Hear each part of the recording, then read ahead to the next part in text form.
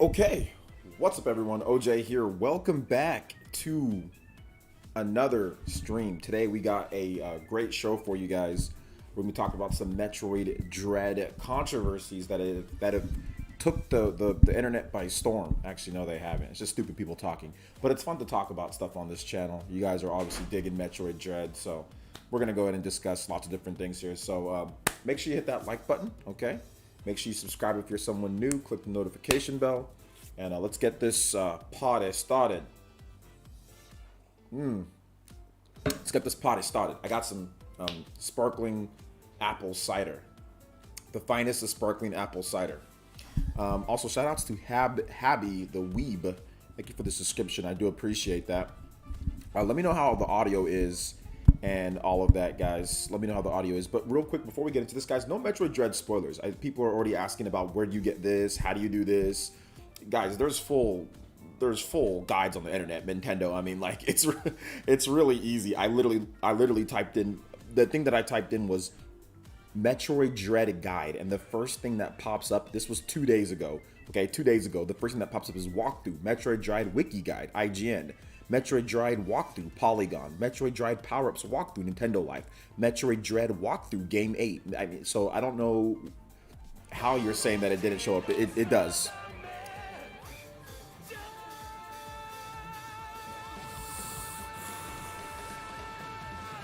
Shout outs to the JoJo boys, my boy Blue Dragon Fire Blogs with the $20. Showing the love early, striking that first ninja blood.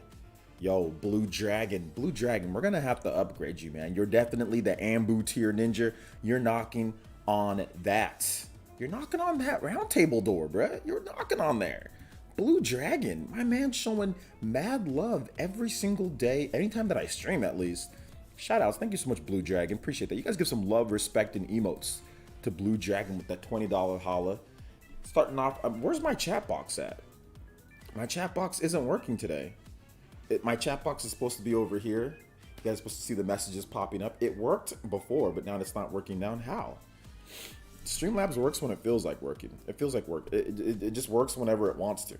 Shout outs to Blue Dragon. Thank you for the $20, man. If you have a music request, let me know in the chat. I'd be more than happy to answer your questions and all that, man. More than happy to answer your questions and all of it. So thank you guys so much for that. Appreciate it. So yeah, we're gonna go ahead and just ban this dude. So yeah, Agi, yo, shout outs. Thank you for coming out to the stream, man. I appreciate it. But we're gonna go ahead and ban you. Feel free to come back with the sock account, because that's a sock account that you already have. I already know that's a sock account. So so yeah, you got banned with one of your other accounts, and you came here with that account. So go ahead and bring another account here, loser. All right. So shout outs to Wahoo. Thank you for the subscription as well. Appreciate that. All right. Let's see here. Shout outs. Let's go and get some more shout outs going. So if you're here in the chat, you want me to say hi to you, feel free to say hi. I'll be more than happy to say hi back to all my lovely, lovely, beautiful people here in the village. So let's see here. Hot Rod, Japan Yato Man. What's up, man? So yeah. No, there's going to be no spoilers here. There's going to be no spoilers posted here. Mods are going to make sure that there's no spoilers posted here. We're talking about some of the controversies. We're not talking about Metroid Dread spoilers. No spoilers here. So everybody already knows no spoilers. If anybody does say something, they'll be banned with the quickness. So yeah, no spoilers. Jaybird, what's good, man? Much bro, what's up, man? Said never seen this dude before. Never seen this dude before. You've never seen my channel before? Well, you need to subscribe, because I have a good channel, my man. So I've never seen you before. So you're the new person here, all right? So we'll talk about it in just a bit. We're going to go through the shout outs to everybody. We're going to make sure we say hi to everybody. Then we'll talk about it. Don't worry. Just relax, all right? No need to get uptight. Just relax. Grab yourself some food. Much, bro. Go grab some food right now, okay? Go grab a drink if you're old enough. Or go grab some apple juice. I don't know. Whatever you want to grab. Go grab it. Come back. Let's see here. Yeah, no spoilers. I hope Dread gets Game of the Year. We'll talk about that. We actually talked about that yesterday, but we'll talk about that again today. But if you're talking about the Keeley, which I'm guessing that you're defaulting to the Keeley Awards, right? Let's see here. What's up, PB? What's up, Nate? Samus is a female. Spoiler. Yeah, spoiler alert. Chupacabra, what's good, man? Damien, hey, what's up, man? Been a while. More referring to the chat. I was being impulsive, a little annoyed More referring to the chat. Well, people will be banned with the quickness, so we're not allowing spoilers here. So, I mean, if you want, you can just turn the chat off and you can just listen to me if you want. And my chat on the side here is not working. This chat's not working to the side, so it's not going to pop up on screen at least. I don't know why it's not working. Let me see. The chat was working before.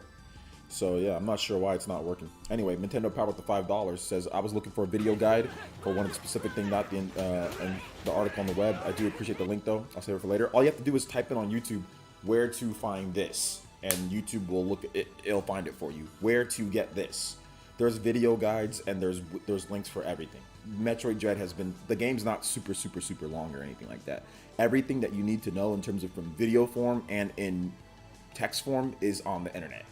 Everything is on the internet. Every single where you get this is on the internet. They'll show you, because I actually had to use it one time because I didn't know where to freaking go at one point. Like I did know, but I just didn't feel like going through everything. I wanted to make sure. So just confirm where I was already going. And it was a video and it had pictures. So everything's on the internet, Nintendo. Everything, trust me. It's not like, oh, everything's on the internet. Videos and also text, both are on the internet. Trust me on that one. Just go on YouTube and look it up. Just because if you ask a simple question like, where do you find this? Just type that into YouTube and I'll show you where to find it. Or type that into Google and it'll give you pictures on where to find it. Trust me on this one. Just trust me. Vacation's good, man. How are you doing? But thank you for the $5, Nintendo. We just don't want any spoilers though, because you're asking about something that's clearly a spoiler in terms of where you get it and stuff like that. So there's no need to ask that in a live chat. Like a live chat isn't going to get you any more success than asking on Google. Google, you're going to get better success and better results than asking somebody in a live chat, you know? So just keep that in mind.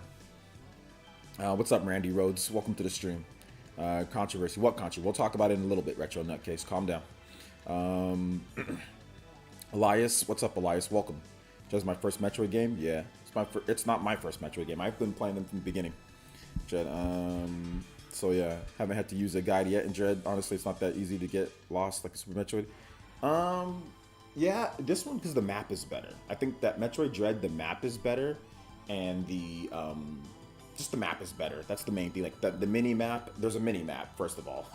One, you have a mini map, and two, the map is just better. Like there's like different colors for like, let's say if it's a hot area or a cold area, certain type of doors. Like let's say you need to use a power beam, or you need to use like a different type of beam, or you need to use like a missile, ME zones. Like it's all kind of like labeled for you, whereas Metroid, like other Metroid games aren't. They're just like, you've been in the area, you haven't been in the area. There's an item in the area, little dot item in the area, nah. Whereas this is like flashes. Like this game by far is the easiest to not get lost, but it's still old school level design though. You know, it's not something that it's like new school level design or anything, you know? So it makes sense that people are getting lost all the time and don't know what they're doing. It's not a cookie cutter, you know,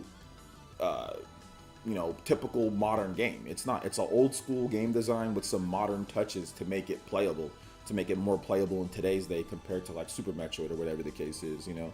So yeah.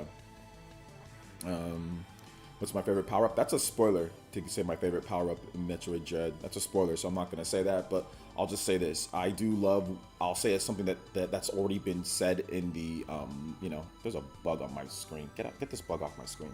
Damn bug, get out of here. That's already been stated in the thing. The flash thing. Nintendo showed that in one of the trailers, like the little like flash thing where you can like teleport kind of. That's pretty cool. Which they showed that already, so that's not a spoiler. They already showed that. So yeah.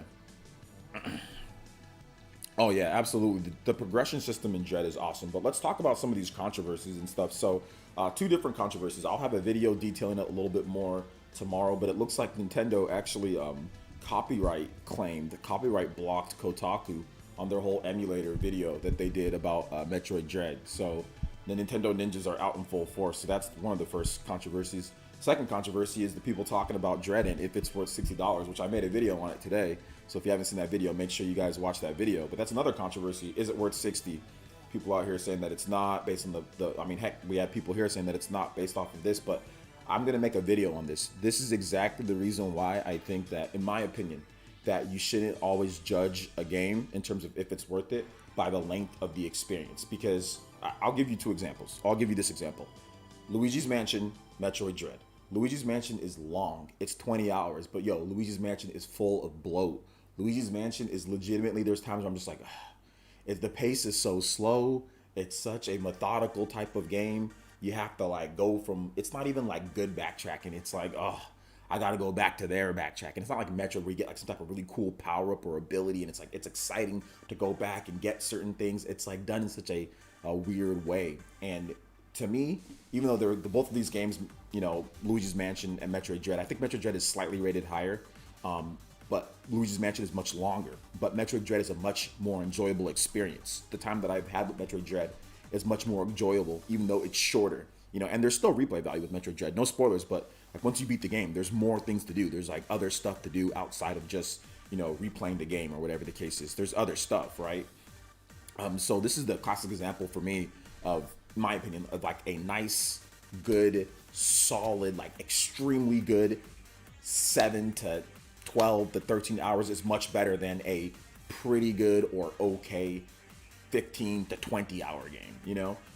So that's just my opinion. So I personally think that it's worth it. Now, if the 7 to 8 hours is not very good, it's just okay, then yeah, obviously there's like, okay, maybe it's not worth that full 60. But if it's supremely paced and quality, 7 to 8 hours or 7 to, you know, 10, 13, 14 hours, whatever the case is, I'm bad at Metroid games. I'm not very good at Metroid games at all. So it takes me longer to beat them than most people, than other people. Then yeah, like I'm okay with that. I'm completely okay with that if the experience is like super high quality, which the experience is super high quality, super high quality. The only blow I remember with Luigi's Mansion is the Polter Kitty sections. No, there's times when like you have to freaking go from one place back to another like floor, and the pacing of Luigi's Mansion is just slow. Luigi doesn't run very fast. There's certain sections like where you're inside like a little like that little floaty thing, and like you have to just like, you know, push like that little, like that pacing is super slow. Luigi's Mansion is just a slow paced game compared to Metroid Dread. There's like a lot of puzzles where you just might be stuck for a bit. You know, Metroid Dread the same thing can happen too. But to me, like, I'll take Metroid Dread and the way the game, how that game's action is and how it is over the course of its 7 to 8 hours over 20 hours of Luigi's Mansion. Like, I'll take that any day of the week. And of course, there's replay value. You have other stuff that you can do. So if there was no replay value, then I'd be like, okay, well, maybe not. But there's actually more stuff after that. So that's just my opinion. You know, this is just what I think. So let's see here. This has nothing to do with length. Look at Hollow Knight, $20 game. Look at the amount of polish it was on the other game in 2021. Would you paying $6 for 2D side scrolls? Well, look at Hollow Knight. Does Hollow Knight have the same quality of graphics as 2D Metroid? I don't think so. You know what I'm saying? Like, people say Metroid is just 2D, but the engine is actually fully 3D. Like, there's full 3D sorts, there's full 3D cutscenes, so it's not exactly the same. So I don't understand where people get it's the same as Hollow Knight. Hollow Knight and Metroid Dread's graphic quality is clearly different. Or can people not see this, that Hollow Knight is not the same graphic quality and build? Because that's what people say to try to justify PlayStation games. It's like, okay, well, it's the graphics are better, right? The $70 or whatever the case is, right? So can you not see the graphic quality is clearly superior in Metroid Dread than in Hollow Knight? Can we not see that? Or is that a problem? And can we not see that? Can we not see that? But hey, the quality of Dread animations are definitely illegal. Yeah, like the animations, the amount of like weapons that you get, the type of bosses that you fight, the animations of those bosses, the cutscenes associated with them, the quality is clearly above Hollow Knight. I mean, I'm not trying to hate on Hollow Knight. The gameplay in Hollow Knight is fantastic. The game is really good, but clearly the quality is not the same. Are we having a problem saying that? You know, like, I mean, if that's the case, then that's like saying, okay, well, look at Hades then. Hades, you know, compared to Returnal, they're both rogue games. Hades is $30 and super high quality. Returnal is $70, you know, but Returnal's quality is clearly, the graphic quality is above what Hades does. Seamless cutscenes, characterization, detail in the backgrounds, game of the year. Yeah, it's definitely in my running for game of the year. Shout outs to Jeff Grubb. What's up? And what's up, Real Gamer? What's up, guys? Welcome to my stream. Shout outs to the homies, Jeff Grubb and Real Gamer. Good point, OJ. I don't understand like this whole like people comparing it to Hollow Knight. Hollow Knight clearly is not the same quality of Metroid Dread. Now listen, people will be the first thing to look at the quality of Nintendo games and say the graphics aren't good, this and that. But then when you don't feel something is for you, now all of a sudden you want to compare it to a game that clearly doesn't have the graphic quality. People will take Nintendo games and compare them and say, oh, well, this graphics isn't this and this. But then when they feel like it, they'll reverse it and say, oh, well, the content isn't there, even though the graphic quality is way better than this game or X, Y, or Z game. So it's like you can't pick and choose when you feel like doing that. I mean, either it's part of the quality of the game or it's not. You know, like. So yeah, isn't Hades 25 USD? The physical version's 30. Actually, I paid 34 for the physical version. Same fanboys coming to Returnal to listen. Yeah, I saw that post. There was some Sony dude that compared, which is so stupid because he compared Hades. Well, he was comparing Ori and all that, but he also compared Hades to Metroid Dread. I'm like, dude, you know that goes against your point, right? Because he bought Returnal for 70. Hades and Returnal are the same type of game.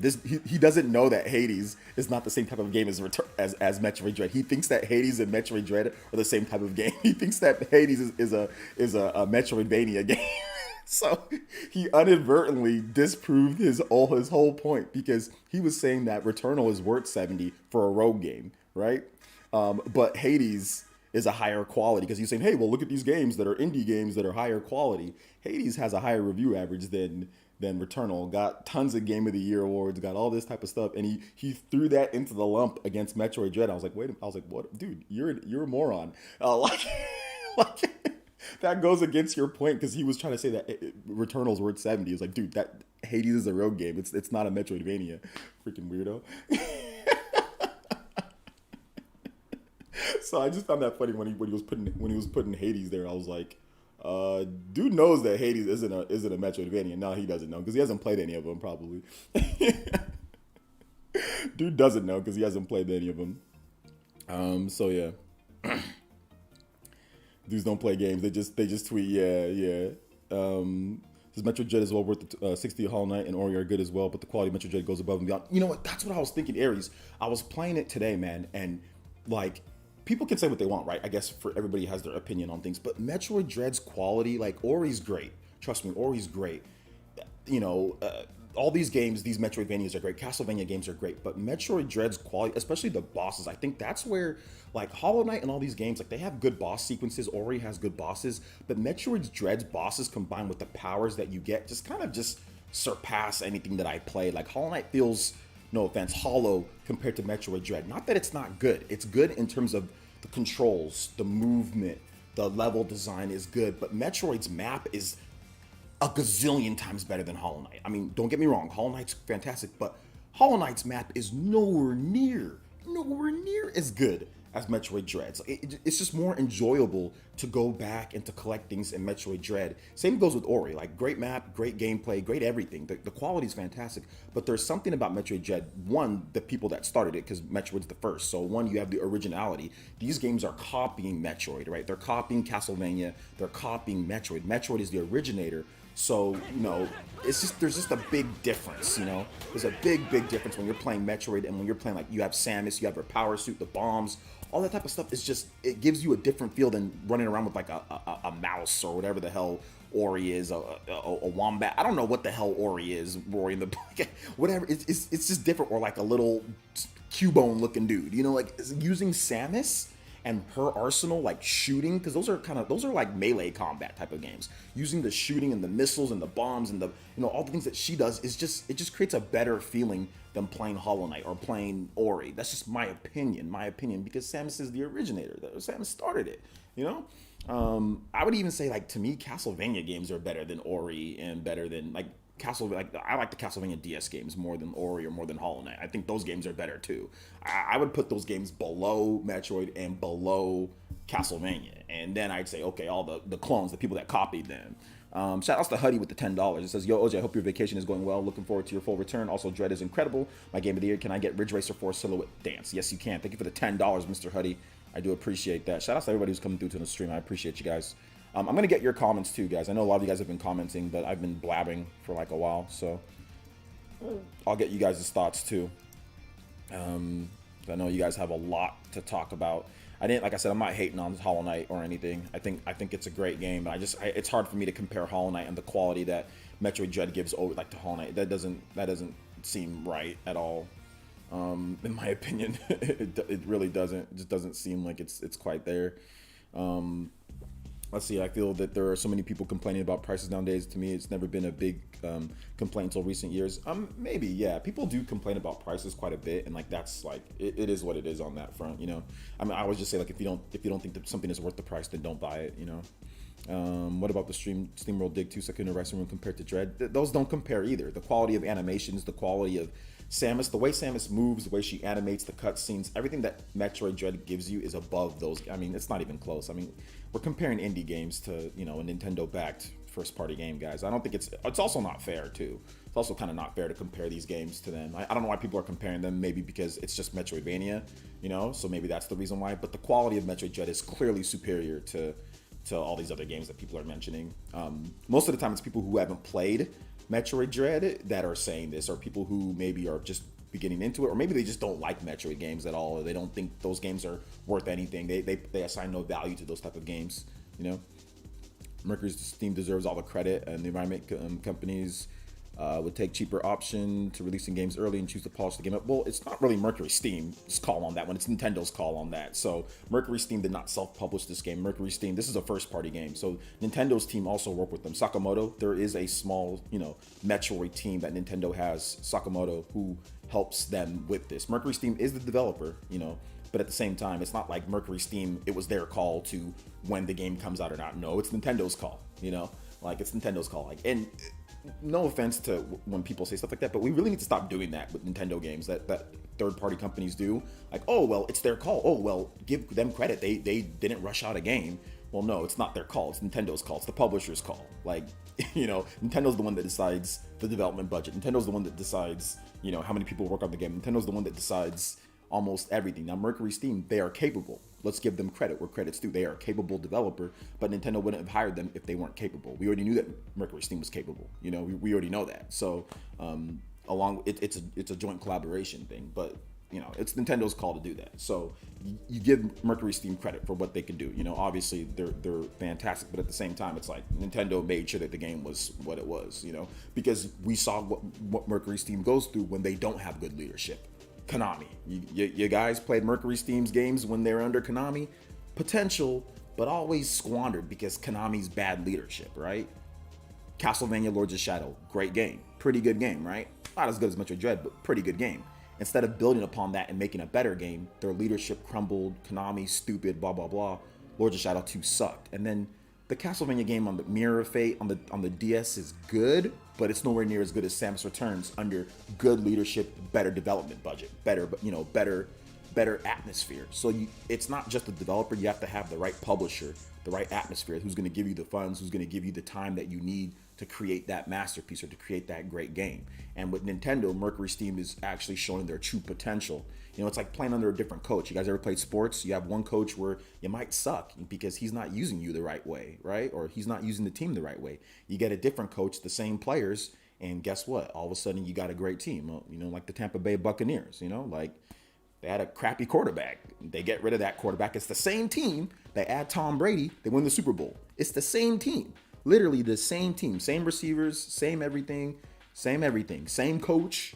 They replace one player, and that's what it is. And I think that's what Mercury Steam. You replace a couple people, you put some good people in charge, you get Sakamoto in there, and bam, you got yourself a dope game, you know, much better game. And they had a little test run with Samus Returns, so Nintendo knew what was up. After Samus Returns and the quality of that remake, Nintendo knew that they had something right there, you know?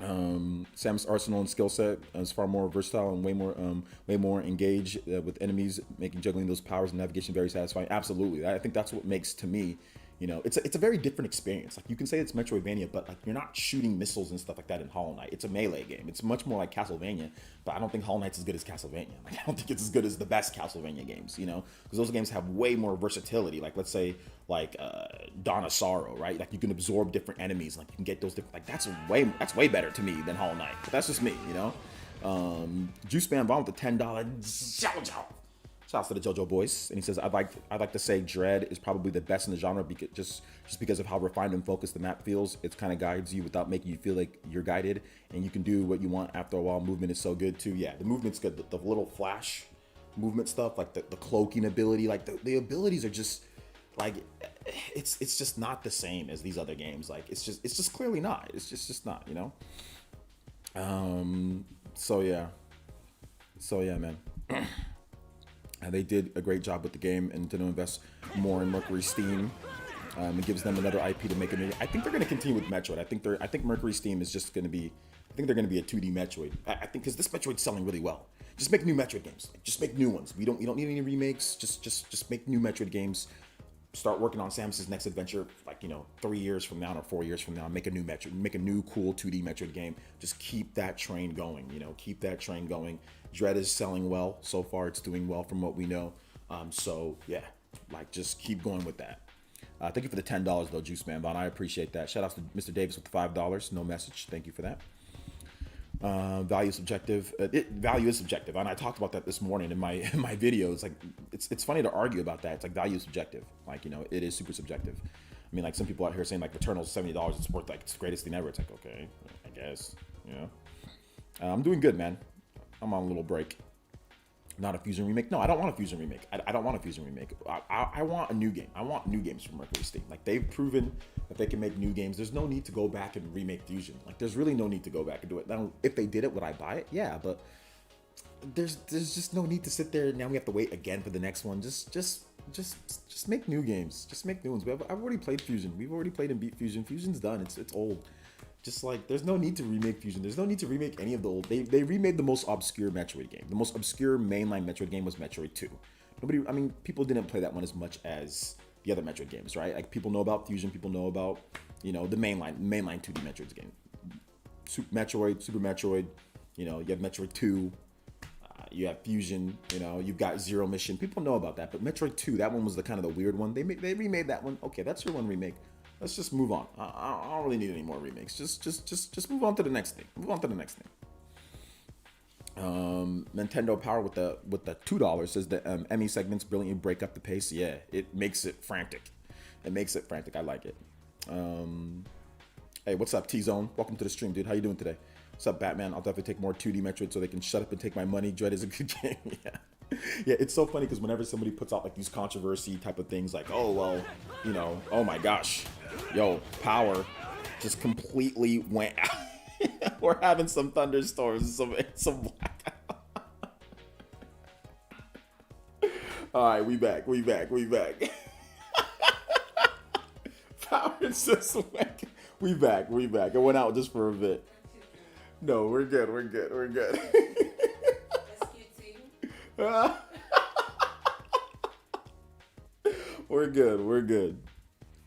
It went out just for a bit. Now we back. I'll put my light up here next time, so we'll have some light if that happens again. I've been having some little areas where it's PG&E. It's fluctuating, guys. Sorry about that. I can't stop playing this game. It's insane. Yeah. I never once saw Mercury Steam's name on anything in Dread. Internet, yeah, my internet's still up though. My internet's still up because I'm running off of 5G. I use my phone. That's why I say my internet's not so good. So I use my phone. And then I just hook it onto here. So I have my 5G connection on here. So it's never gonna, as long as my phone doesn't, I have power on my phone, I'm good, So yeah, that's the reason why my internet doesn't go out. I did it smart this time. Before, I wouldn't do that. I'm like, wait a minute, if my power does go out, then what's gonna happen? Because I know there's been some issues in my area. There's been some issues with just fluctuation because of the wildfires and stuff, fires and hot as hell and stuff like that. So yeah. I look different without glasses? Not really. I just look like me without glasses. But thank you for the $2. I appreciate that. Shout outs. Also, shout outs to T-Zone with the 25 months. Says, hope all is well with you and your family, OJ. Everything's good, man. Thank you so much, man. I appreciate that. Thank you. Thank you so much. I appreciate that. My friend was like, oh, snap. All right, let me put that right there. So I got the light. Next time, the light will be shining there. So we'll be good. I'm taking a break from Dread to watch the stream. Yeah, I took a break. That's what I do. I was playing Dread myself. I was actually playing, like I said, I'm bad at Metroid games. I'm actually not good at Metroid games. I don't, I'm not even gonna sit here and act like I'm good at, I'm better at Castlevania than I am at Metroid for some reason. But anyway, yeah, I was taking a little break. I was playing Dread myself. I'm taking my little break from Dread. I've been playing some other games too. I've been playing Nickelodeon All Stars. Excuse me. Any Metroid game remake, I would have voted Metroid 2 because it was so obscure. Yeah, absolutely. I agree with you, Roderick. Yeah, me too. Same thing for me as well. So yeah, Metroid Zero Mission remake of Metroid 1 or complete reimagining. I mean, we don't need any remakes of any of those. Metroid Zero Mission is already a remake. So we remake a remake. Is that what we need to do? Personally, I don't think I mean, they might do it, but I just don't think we need to sit there and remake a remake. I kind of find that kind of corny. Like, there's no need for that. Like, just make a new game. Because like that would take resources. It's not like, oh, you just snap your fingers and all of a sudden a high quality remake is done. Like, you need time, you need effort, it takes dedication. It's not like you'd have to obviously redo the whole game. It's not like you're just porting something. It's not a port. It's essentially a new game, believe it or not. You know, you are looking at the source material, but it's essentially a new game because you're not porting it. You're making a new game. You know, so yeah, like Metroid: Samus Returns is not a port of the Game Boy game. You know, it's essentially they made everything from what they needed from scratch from right there. You know, are those Switch grips worth it? Yeah, it's worth it. Well, if you have big hands, it's definitely worth it. I don't know if you have like tiny little, like I know you have like little like Lunchables hands, Laney. So I don't know about you. I mean, like those ham Lunchables hands. I'm not sure for you. It might be worth it for you, but I'm not 100% sure. So yeah, just put the games on Switch. Yeah, just put the games on Switch if they can. If they can do some type of like, you know, Nintendo Game Boy Advance or whatever. Just put the games on Switch at some point, or just go play them on Wii U. What's a Wii U? Yeah. Thank you. Just who was it? Derpalon. Yeah, like Zero Mission. They're classics. They're good. They're fine and good. Metroid 2. That game's crusty as hell. Like, go back and play the Game Boy game. That game's crusty. All the other Metroid games play fairly well. Like Metroid, the original Metroid's already been remade. That one plays just fine.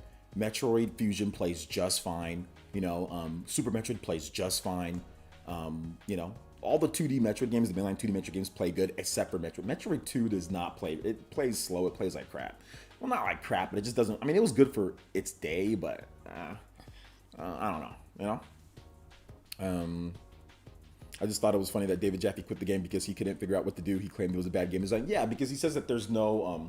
I saw that video. I saw his video. I saw his complaints, and like I like David Jaffe. I think he's a fantastic dude, and I think that, you know, he's more of the modern game design type of guy, right? Because he came around. You know, he'd been making games for a long time, Twisted Metal back in the day and all that. But like, you know, like for like an action game, you know, obviously, you know, he's not he wasn't a Metroid guy. He wasn't a guy that played Metroid. But I just found it interesting that he had a problem with that because literally there's enemies above him, like where he has the issue with. There's enemies. He said that there's no visual cue, but there's like dead ass enemies flying above him. You know what I'm saying? And like the map tells you like, hey, there's this area that's like right up there, and there's enemies right there. Like, I mean, if you just shoot an area up there, since the map says there's an area up there, you see enemies right there. I mean, it's Metroid. You just shoot there, and hopefully there's something good happens, right? But yeah.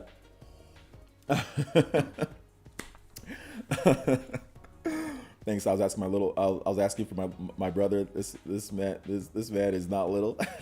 I got you. So yeah, makes me want to replay Super Metroid. No lie. Yeah, Super Metroid's way harder. I think Super Metroid, like the map design and all that, it makes it a harder game than Metroid Dread when it comes to navigation. Maybe not obviously the ME sections are pretty tough for some people. How to be a noob admit that you can't progress a Metroid game and call it bad game design. I mean, it's his opinion. Like, would there be a better like visual cue of that without giving it away? I mean, I wouldn't want them to give it away completely because then it takes all like the exploration phase out of it. Like if you just say, hey, look at this, it's like cracked or something like that. Like that just completely gives it away. But like, if you have like a map, like that's the that's the part of the exploration with Metroid games. Like I know everybody doesn't love that, but if everywhere where you could just shoot was like cracked or whatever the case is, and like you didn't have to uncover that, like let's say use a bomb on it or use a missile to show that, hey, this is what you need to crack this, it would be too easy. It would just be, okay, well that's cracked, that's what I gotta do. Like you would already know. That's the part of the oh wow, I found a little secret, that's where I need to, like, it's part of it. Otherwise it's just too easy. If everything was already like showed like hella visual cues everywhere, it would just be way too easy. It wouldn't feel right. And I think that Mercury Steam probably saw that. They probably saw that, you know? But it is. Yo, let's go!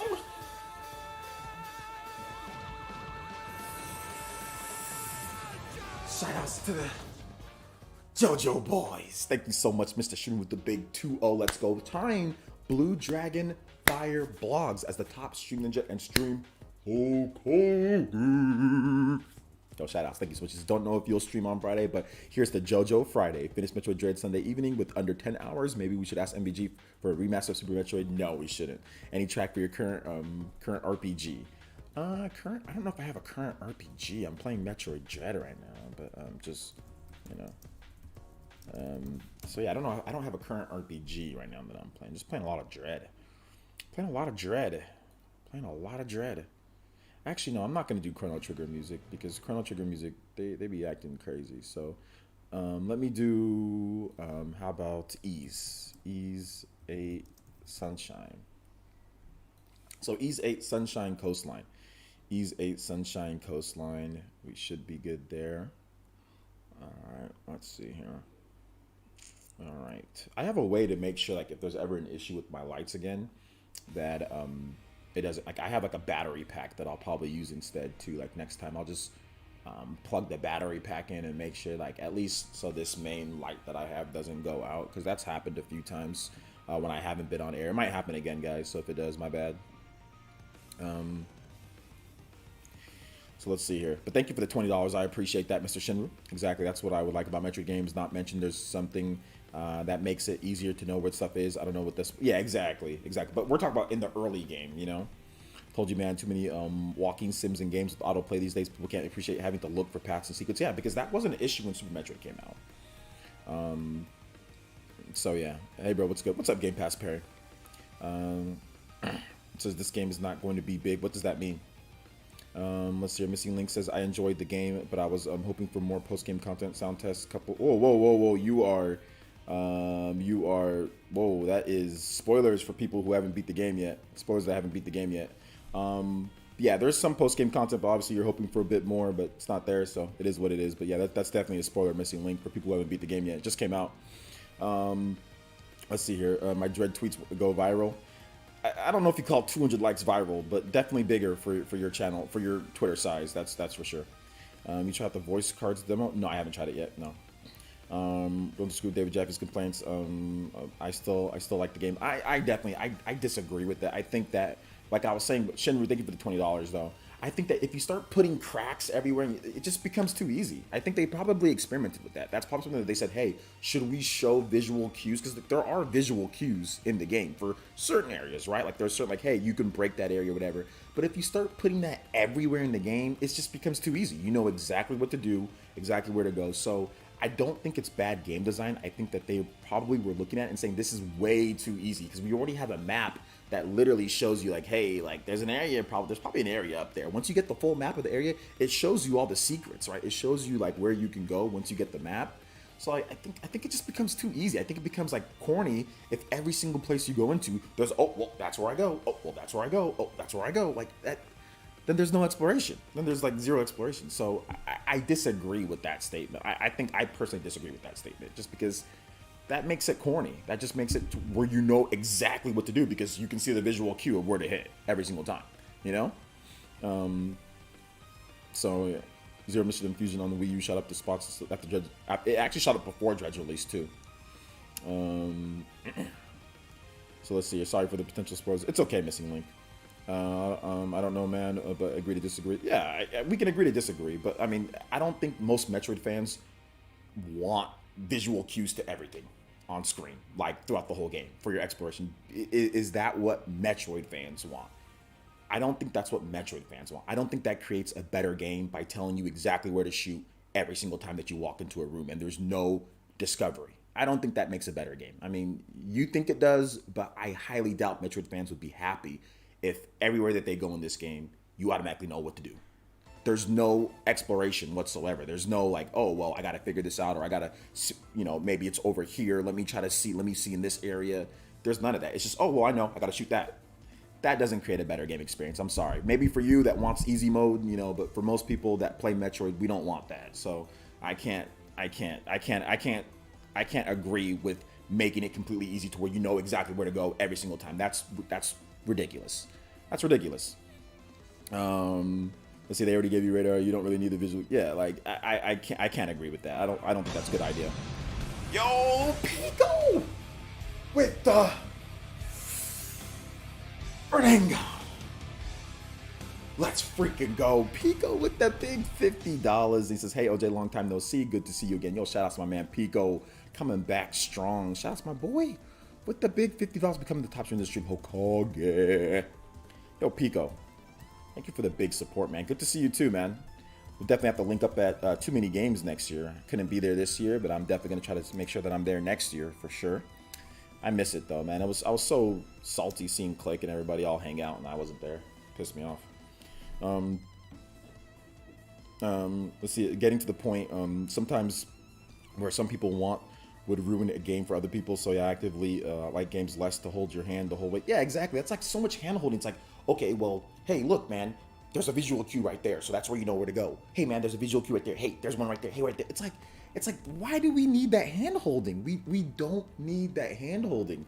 Like maybe Jaffe wants that because he likes games like Days Gone, and he likes games that are, you know, Sony's games are I mean, a lot of Nintendo's games too. It's not just Sony's games, but specifically Sony's games and a lot of big third-party games. There's a lot of hand holding. There's a lot of guided experience that you never really, you don't have to explore as much. Like it's easy. It's easy mode, you know? Like, so, you know, I get it for those type of people. I get that. And I don't disagree with them not wanting to play. If you don't want to play, that's fine, you know? But it's not bad game design because you want visual cues for everything in the damn game. That's not bad game design, you know? I disagree with that completely. Nintendo Power, thank you for the $2. But shout out, so you guys give some love to Pico. Thank you for the big 50, dude. I appreciate that. Holy heck, man. Dread handles showing points of interest. Well, in my opinion, yeah. Yeah, shout outs. Thank you for the $2. Thank you for the 50 once again.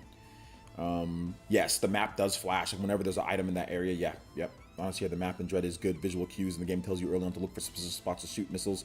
That's true. It does. It does. There's nothing wrong with having to stop and think about where you should go. You may have to unlock new updates. Yeah, yeah. It's just a different type of game. Not everybody's going to love that design.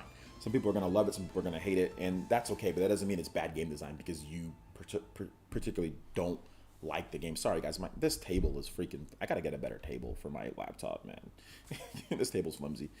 Yeah, exactly. The Far Cry formula, Assassin's Creed formula, like never, just the same hand holding, nowhere to go. There's no real Assassin's Creed. There's exploration in that game, but there's nothing that's anything that's like too difficult, you know? It's just, oh well, if you go over to this area, if you actually take the time to sit there and explore their big old huge map, you'll find some stuff. But it's not like Metroid. It doesn't give the euphoria of doing stuff like in Metroid, like when you find out something there. That's just my opinion, you know. Subtle cues are fine, but too much hand. But there definitely are subtle cues though. Metroid Dread has those subtle. Like if you see enemies flying, or if you see like your map says like, hey, there's an area above, just shoot the area below. You know. So yeah. I got a question. What do we need for drift? Forget to give you more power. I don't know what you're talking about, Mr. Davis. It's just because people suck at gaming, and doesn't mean games should be dumbed down. Yeah, exactly. It doesn't mean games should be dumbed down. Like I get like the whole like another controversy is the difficulty. Like is Metroid Dread too difficult? Like is it too like, and like I get it, you know, because there's disabilities. Like I'm all down for people playing games. Like I think that like, you know, games like The Last of Us Part 2, they're really difficult. If you want to turn all the way up to the hardest difficulty, then they're really easy, and like there's a lot of accessibility modes, which is good. I think that's good. Not every game can be programmed that way, but I do like when games do that. You know, Metroid Dread should have an easier difficulty, maybe. I mean, I don't know. But developers make the games that they want to develop, you know. And if it's too hard, or if you find it not good enough, then obviously you can talk about it, you can complain, or you can just say I'm not going to play this game anymore. You know, at the end of the day. So yeah, game not worth 60. It was even trending. Game not worth. It was even well, it's trending for good reasons. Metroid Dread. It was trending. I mean, everybody that's played the game so far, not everybody, but most people, reviewers. I don't even have to talk about reviewers because I only trust Jeff Grubb here. When it comes to reviews, the only person I trust on reviews is Jeff Grubb. So I mean, but whatever. You know, and my homies, you know, the guys that I kick it with. Anybody that I rock with, I trust them. You know, with their takes.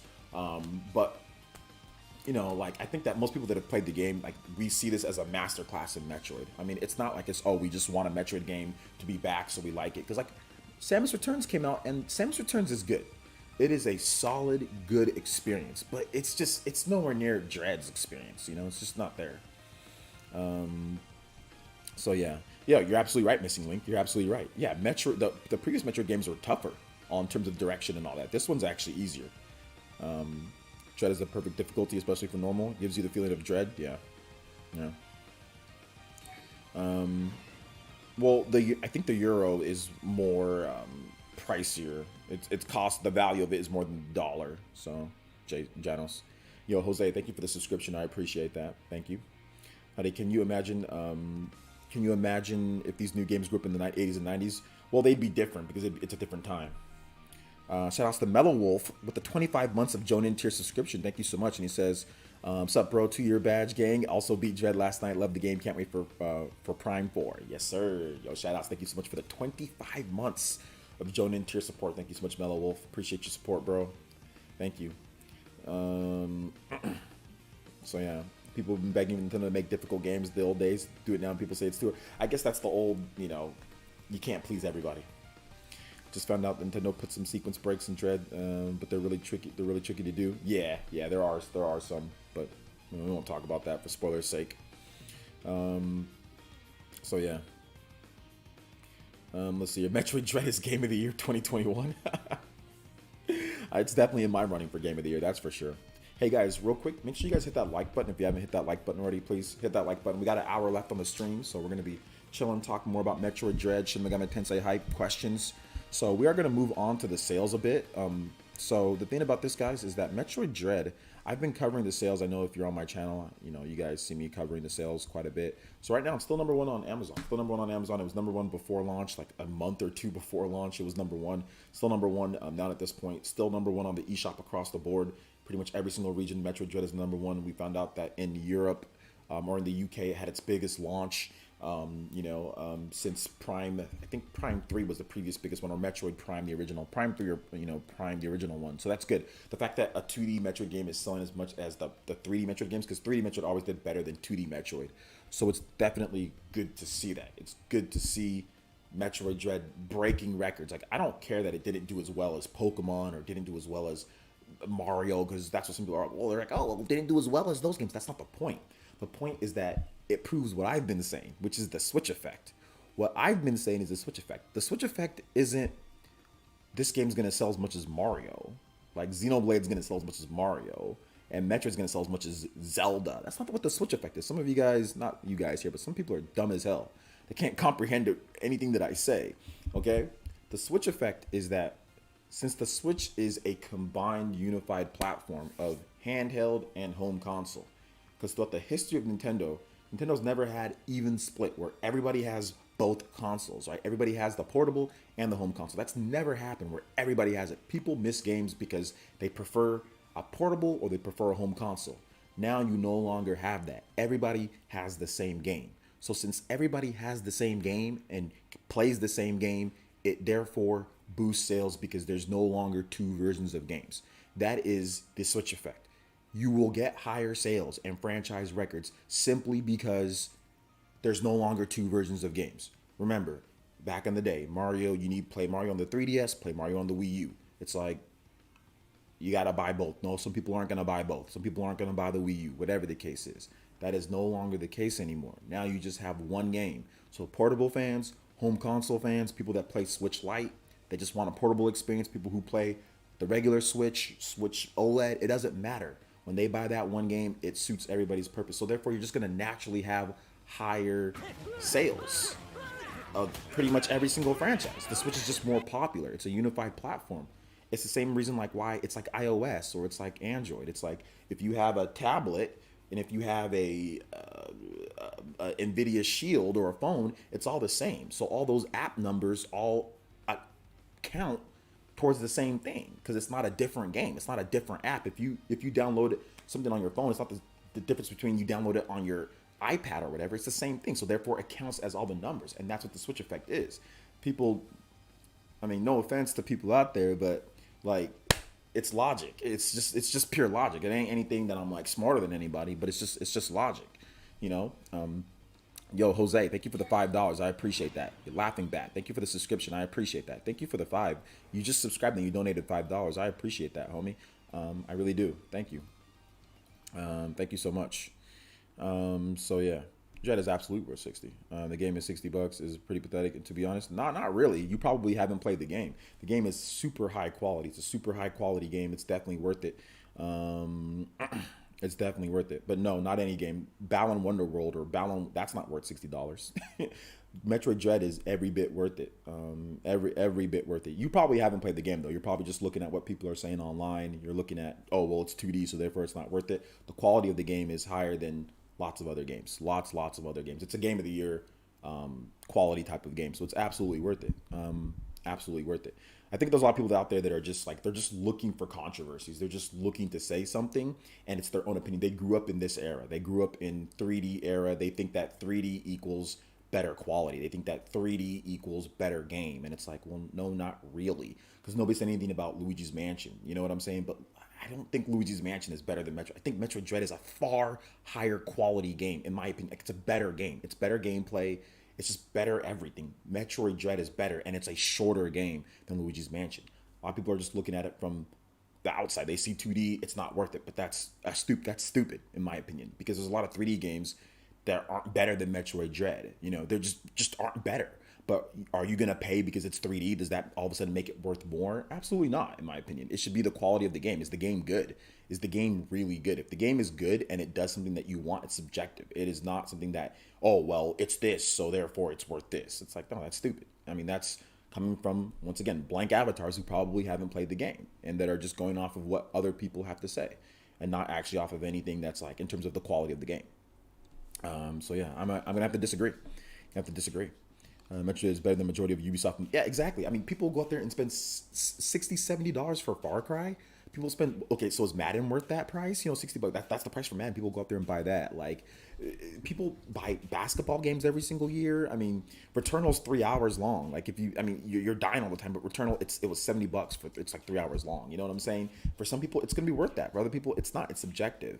But to say that it's not worth it when you probably haven't even played it, I mean, that's ridiculous. You know. Lots of games are 2D, pretty good game. Hades was, well, Hades, it's isometric, yeah, type of game, but it's not quite like 2D, but yeah, I see what you're saying though, yeah. And I wouldn't even touch Ubisoft's 3D. I mean, yeah, those games are $60. Are those? But nobody sits there and says, "Oh, well, is Far Cry worth $60?" That's like, oh well, no, it's a 3D big game. That game, dude, come on, the game's not as good as Metroid Dread. Like, we all know Far Cry's not as good as Metroid Dread. Are you asking if Far Cry's worth that price, or if any of these big Ubisoft games are worth that? I mean, or like look at Ratchet and Clank. I mean, is that game's short 70? You know what I'm saying? It's not super long. It's not as long as Luigi's Mansion or something like that, or some of these other games that come out. Like, in terms of overall content, I mean, it's subjective. You know, it's subjective. It's subjective. But nobody's exploiting anything. Consumers have the right to buy what they want to buy. I think the biggest problem, like with this is the Twitter mindset, guys, and I love that it brings in these type of people, because this is the stupid, you know, mindset of people on Twitter, is that I'm being you play victim to everything. They're exploiting. They release a high quality game and you feel being exploited. That's called the bitch syndrome. You know what I'm saying? That's called the syndrome of somebody who's a crybaby.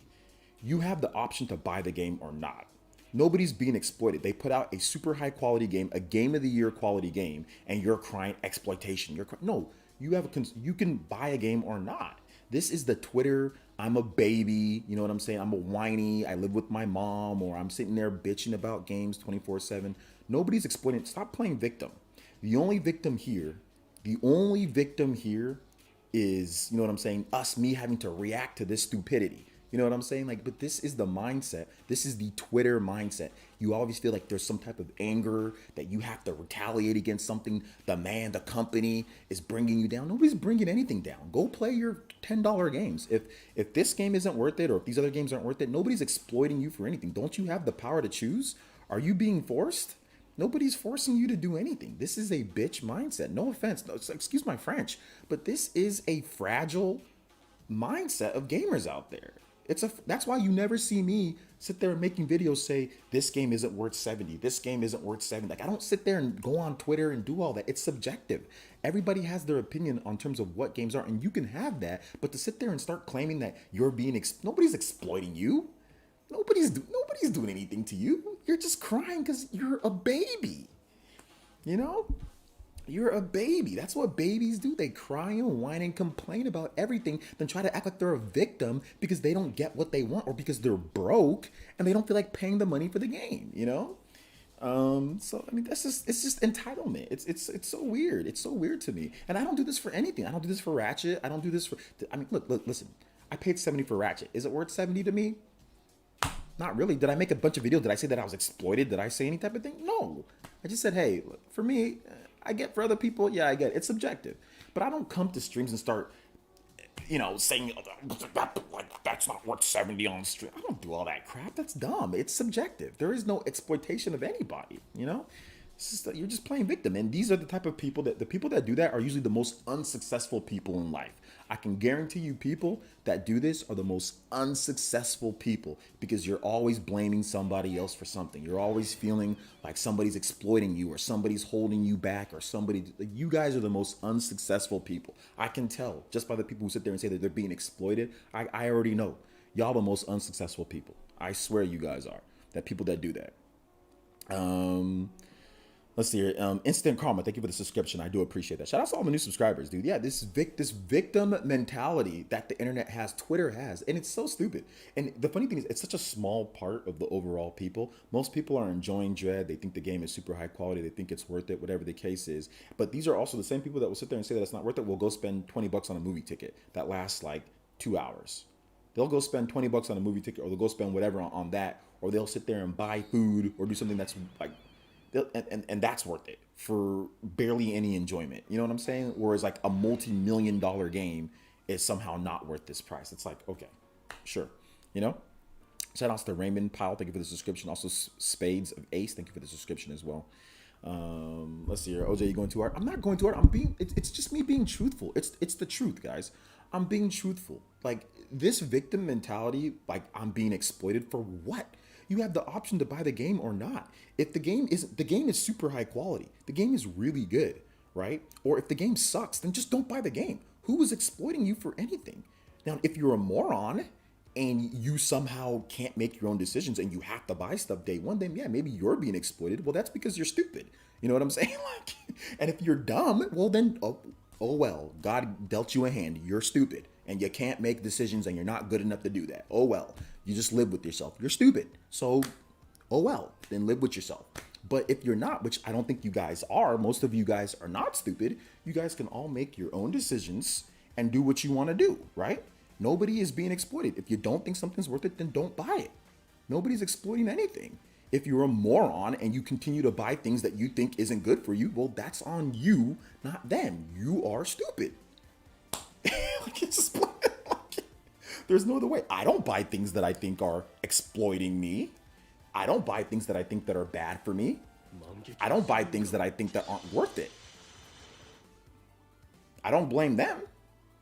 I just make my own decision as a consumer. Yo, Pasha, thank you for the membership. I do appreciate it. Yo, what's up, Nakat? Welcome to the stream. CLJ, I agree with you.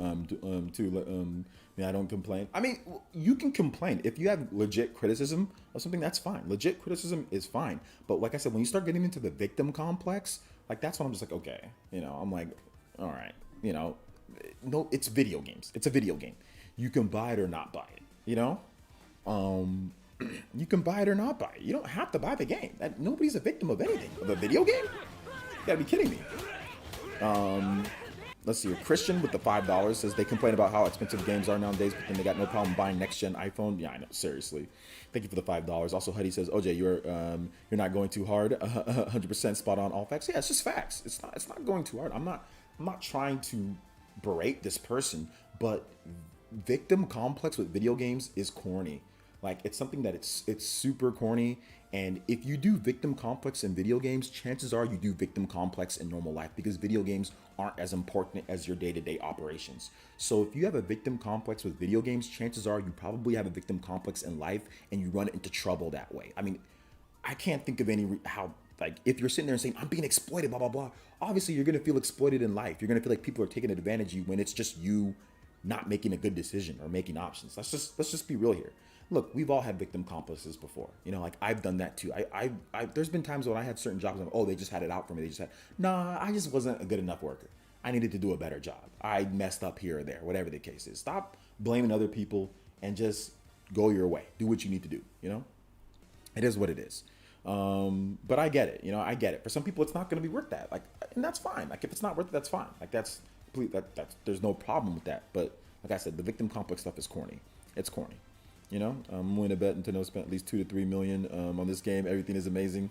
Worth 2 to 3. They spent more than 2 to 3 million. This game definitely cost more than 2 million to make. You mean Metroid Dread? Oh no. I mean, like, Metroid Dread probably costs more than 2 million. That was, I mean, if you want to include the marketing budget for the game, it was absolutely definitely more than 3 million, 100%, 100%. But yeah, pick the special edition. I think you haven't finished it yet. Tater salad. Let's see here. Yeah, the OLED is clean, ungraded. Day one, new screen, battery's awesome. Yeah, that looks pretty good. Looks pretty good. So. But I mean, like I said, I get it, guys. I'm not, like I said, I'm not trying to belittle, even though it sounded like I was belittling. Maybe I was. I did say you have a bitch mentality. So I don't mean it in that way. I just mean it in, like, you know, trying to, like, get you guys, like, the right mindset for things. You know what I'm saying? Like, try to get you guys, like, the right mindset for how to think about stuff, you know? And I just, like I said, if I didn't practice what I preach, I wouldn't be saying it right now. Like I said, I could be complaining about prices for lots of stuff. Like I said, I bought Returnal for 70. I bought Ratchet and Clank for 70. And I want you guys to go through my videos, and how many times do you see me whining, crying, and complaining about Ratchet and Returnal? Go through my videos, like, go through and look. And then also go through, and I think I did one video for comedy about what was it? About, you know, the Sony president guy. But even then, like, I was just discussing things. I wasn't making, like, focused clickbait type of videos. Or anything like that. And do you guys see me going on other people's streams and saying anything? Like, you guys see me on other people's streams sometimes, right? Some of you guys see me on LTG stream, or you see me on Click stream, or whatever the case is. And if Click is playing Death Stranding or playing some other game or whatever, do you guys see me going there and saying, this isn't worth this, this isn't worth it? I mean, I might do it as, like, a joke if I know somebody, but if it's like a random person, you know, when I watch Professor Broman or some of the other places that some of you guys have seen me, do you guys see me doing that? No, I don't. I don't do that at all, because I'm not going to play victim with the damn game that I bought. I made the decision. I bought the game. It's, if they want to charge 70, if it's worth it, it's worth it. If it's not, it's not. Who cares? Like, it's subjective, you know? Some people think that Ratchet and Clank is the greatest thing since sliced bread. That's fine. They can think that. They're fine with that. It's an opinion, you know? Spend money on movies and sequels. Other people, games, there's sequels that they love, yeah. I say, even your complaining videos are just in jest, like the SSD video. Yeah, like the SSD video was just, it was just joking. It was just like, it was like a little bit of a joke. I wasn't completely done with PS5, but it was just like, it was poking a little bit of fun at some of the things that, like, issues with the PS5. So I did it in a funny way where I used Shark Tank, right? I wasn't trying to be hardcore or anything like that. And like I said, I still have the games. Like, I still bought them. I still use my PS5. But it was just like me joking. And even like my face that I made on, like, the thumbnail was just, it was just a joke. You know, it was Jim Ryan. I'm just like, I'm like this. Like, it wasn't anything like crazy to get upset about. Some people really got pissed at that video though. Like, some people got super salty at that video. It was like, I was just joking around, man. It wasn't anything super serious. So yeah. Let's see. They needed to market Dread as heavy as they did because it got me interested to buy it. Well, yeah. That's exactly it. You know, Clan Master. Like that's exactly it. You know, like.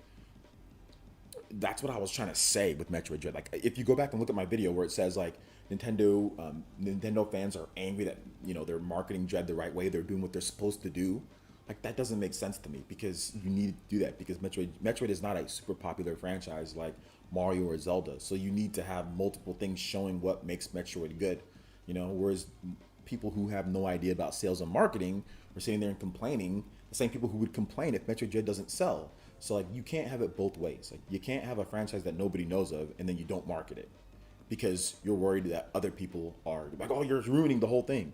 No, you can't have it both ways. If a game is not as popular, you got to market it. Unfortunately or fortunately, that means you got to show it. You got to show the game, you know? Yo, Fluffy Dogs, thank you for the $10. Ciao, ciao. And he says, Final Fantasy 6 or 7 or versus 15, 3D isn't everything. Also, somehow I got on the RGT shipping plan for my OLED model. Fingers crossed it didn't fall back, fall off the back of a truck. Can't wait for you to be back. Yeah, thank you so much, Floppy Dogs. Thank you for the $10. Yeah, maybe I'm looking at the end of this month or maybe November that I'll be back. Early November. I don't know. I'm stretching it out.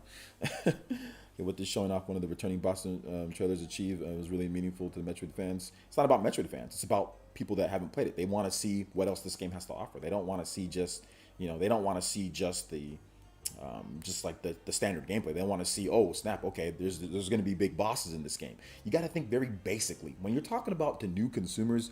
As somebody who's worked in marketing myself, you got to think very, very basic.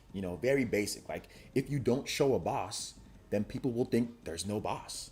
Even though Metroid fans know that there's bosses, but the casual fan will think, well, there's just Samus running around in 2D with no powers. If you don't show that Samus can do this, and this, people are going to think that she can't do that.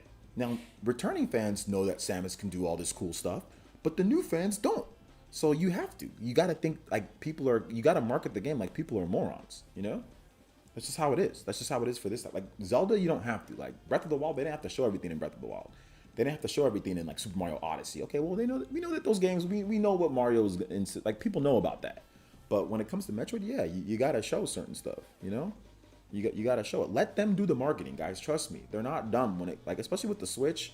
Wii U, obviously, they had some bad marketing, but the people that know how to market, they know how to market on Switch. They know how to sell the game. They know how to sell the games. They know how to market. So let them do the marketing. Stop worrying about the marketing of something and just, if it's a spoiler or whatever, just don't watch the trailer or just don't watch. But let them do the marketing for the game. There was a reason why they were aggressive with the marketing. There's a reason why, because the game doesn't sell. You got to market. And then if they didn't market the game, then what do people say? Why isn't Nintendo marketing the game? Why isn't Nintendo putting up banners? Why isn't Nintendo making trailers? Then people start complaining that they're not marketing the game. They want the game to fail, right? So I mean, we've seen people say that about Nintendo games. So yeah. Exactly. It's like writing an instruction manual. You have to assume the target audience knows nothing. Exactly, Lexa. It's like writing an instruction manual. That's a very good analogy. It's like writing a manual. Like, some people don't need a manual, but some people do need a manual, even for the most basic things, like hitting the home button. Like, why you gotta write a manual about what the home button does? Well, some people need that. You gotta market it that way. Well, I mean, where it falls the best in this series, I don't know where it falls. I mean, to me, it's so far, I haven't beat it yet, but it's like my favorite so far. So far, controls-wise, gameplay-wise, it's the best. Like, I don't think anybody can dispute that, right? Like, controls, gameplay-wise, it's the best. Bosses-wise, it's looking to be the best. Now, story-wise, it's looking like it could be the best. Like, it's very hard because this franchise is old as hell. So we're going back to Super Metroid. We're going back to, all these old games on such inferior pieces of hardware compared to what Nintendo's offering right now. So it's tough to compare. But right now, it's looking like Dread might be the best one. I mean, everything is just better, Like I said, the controls are way better. The gameplay, the bosses are like, fighting the bosses in this one feel a lot better with the abilities and what you can do. There's more abilities, there's more everything in this game. So, I mean, I don't really see what the older games do better. I think the only thing that you can think of maybe is like some of like the structure of like the map structure, or maybe, but even then, like the map isn't as good. Like the map's better in Dread. I mean, you might not like the Emmy section, so that could be a turn off for some people, but I love the Emmy sections. Like I love being able to go to the Emmy sections and then take them out, I think that's fun. So hopefully Metroid keeps going. Yeah, it's going to be 3D and 2D. Yeah, it's not going to change. Let's see, I'm confused on what the hell Chelsea is. Feel free to use Google, Icebreaker. So yeah. If the rumors are true about Metroid Prime HD remake coming next year. Yeah, there are some rumors about that. Hopefully it's true. There are some rumors about it. But shout outs. Thank you, Floppy Dogs. Thank you for the $10. I appreciate you guys' support today. We still have, oh my God. How the heck did 2 hours, see, the thing is, we can talk about Metroid Dread all night. How the heck did 2 hours go by? Dude, this is nuts. We're at an hour 20 already. All right, we got 40 minutes left in the stream, guys. We got Q&A, so if you guys have questions, feel free to drop them in the chat. Shin Megami Tensei 5 comes out in about a little bit less than a month, so that's going to be hype, guys. Cannot wait for SMT 5. That's going to be some sauce. That's going to be the sauce. SMT 5 hype going through. October gaming is heating up as well. We got some Pokemans, and I think also, what's it called? We got Monkey Ball that came out this month, and also, what was it?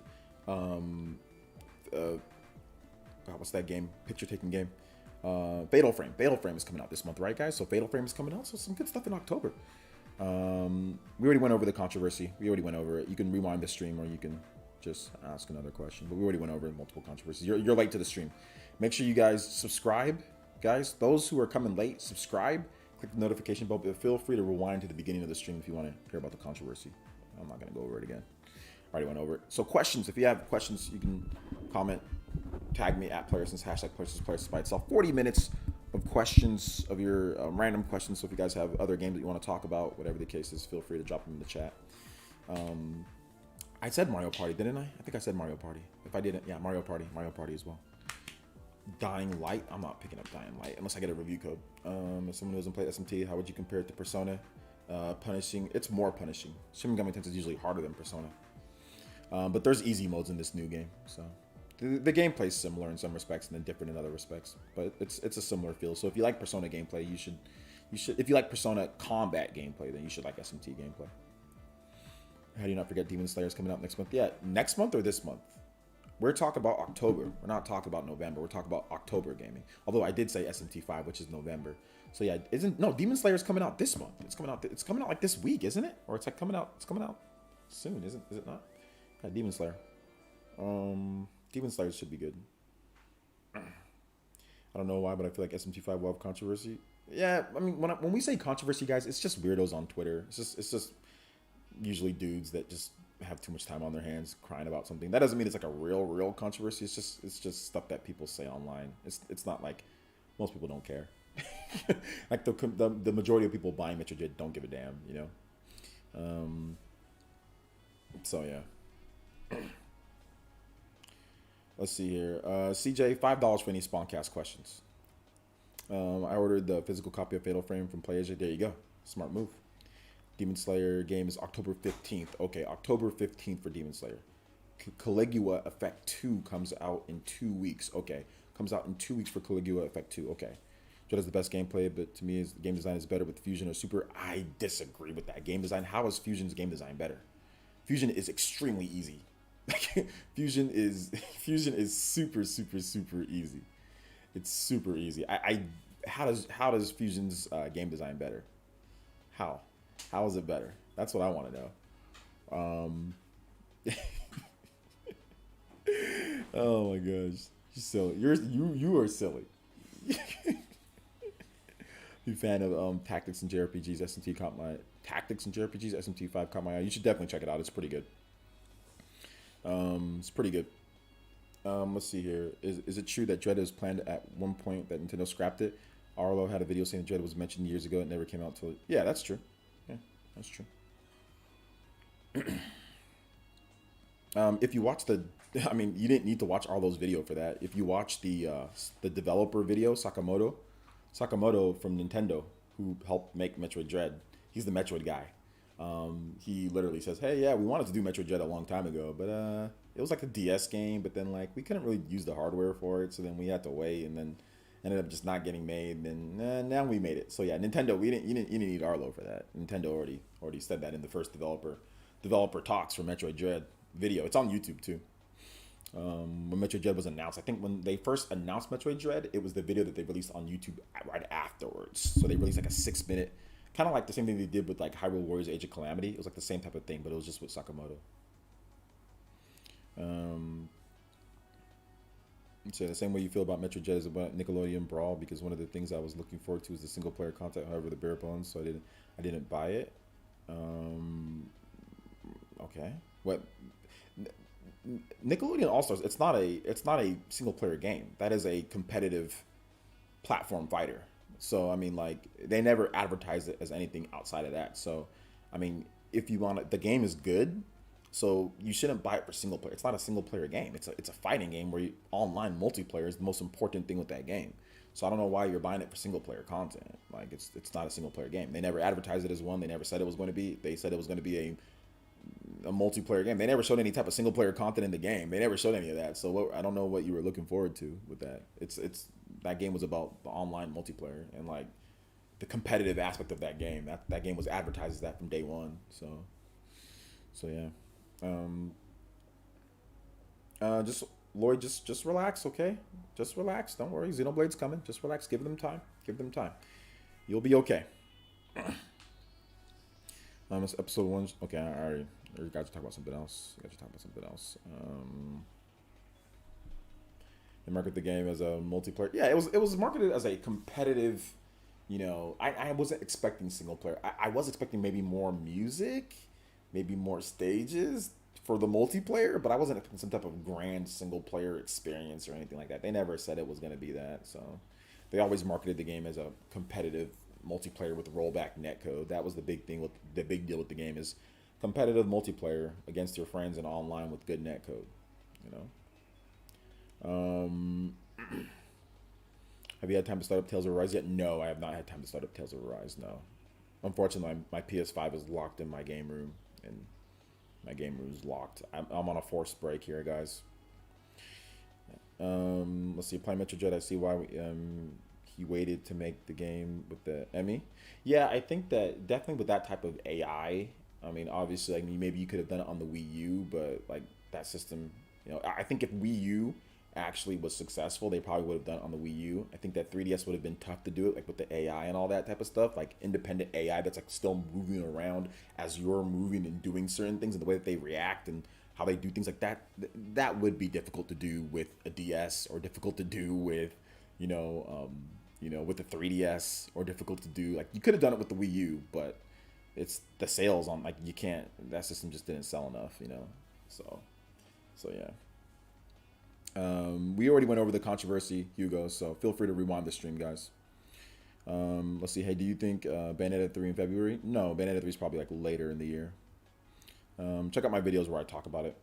Haven't been on your streams in a long time. Have you? I thought you've been. Okay, yeah, I've been busy moving. Glad to see you're still doing your thing. Hey, thank you, A2. Thanks for still being a member too, man. I appreciate that.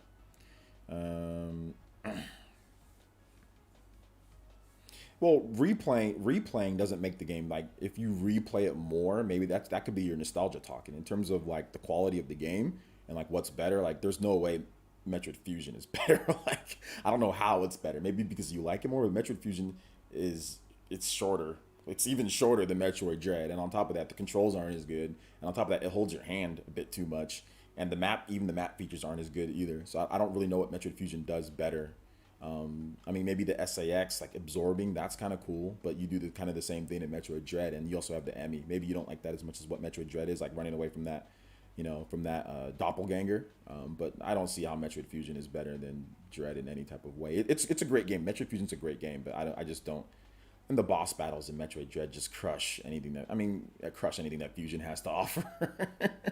Fusion's boss battles are just like floating around, things that just float around in a room. that's the extent of Fusion's boss battles, is floating things in rooms. I mean, because like the horsepower of the Game Boy Advance, obviously you can't do anything like super crazy with the Game Boy Advance in certain ways. I mean, in Super Metroid, there's some great boss battles. There's some huge, the Kraid boss battle, stuff like that. But I mean, it's just, but it's all good. It's subjective. It's an opinion, but I just don't see what Fusion does better, honestly. So yeah. Let's see. Dread is longer than Super Metroid. It is longer than Super Metroid. It is longer than Super Metroid as well. I think it's like I said. Some people just have nostalgic towards those type of games, and Dread just came out, so it doesn't feel as nostalgic. So they'll automatically default to saying, "Well, those games are better."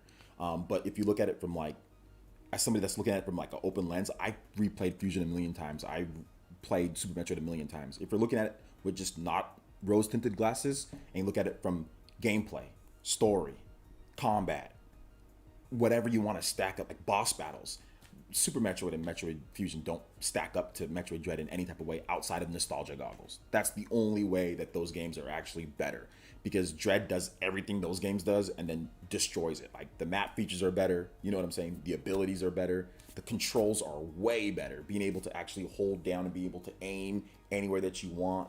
The movement is better. You have the flash spark movement in Dread.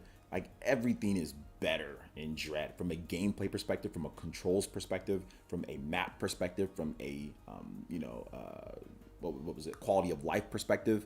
Yeah, some people, Fusion's better. I mean, from a boss, I mean, come on, the boss battles aren't even close. Like, I mean, like, The boss battles aren't even close, you know, like especially in Fusion, it's just floating stuff in a room, you know. So I mean, I don't know, but like I said, it's nostalgia, which is okay. It's okay to have nostalgia too, you know.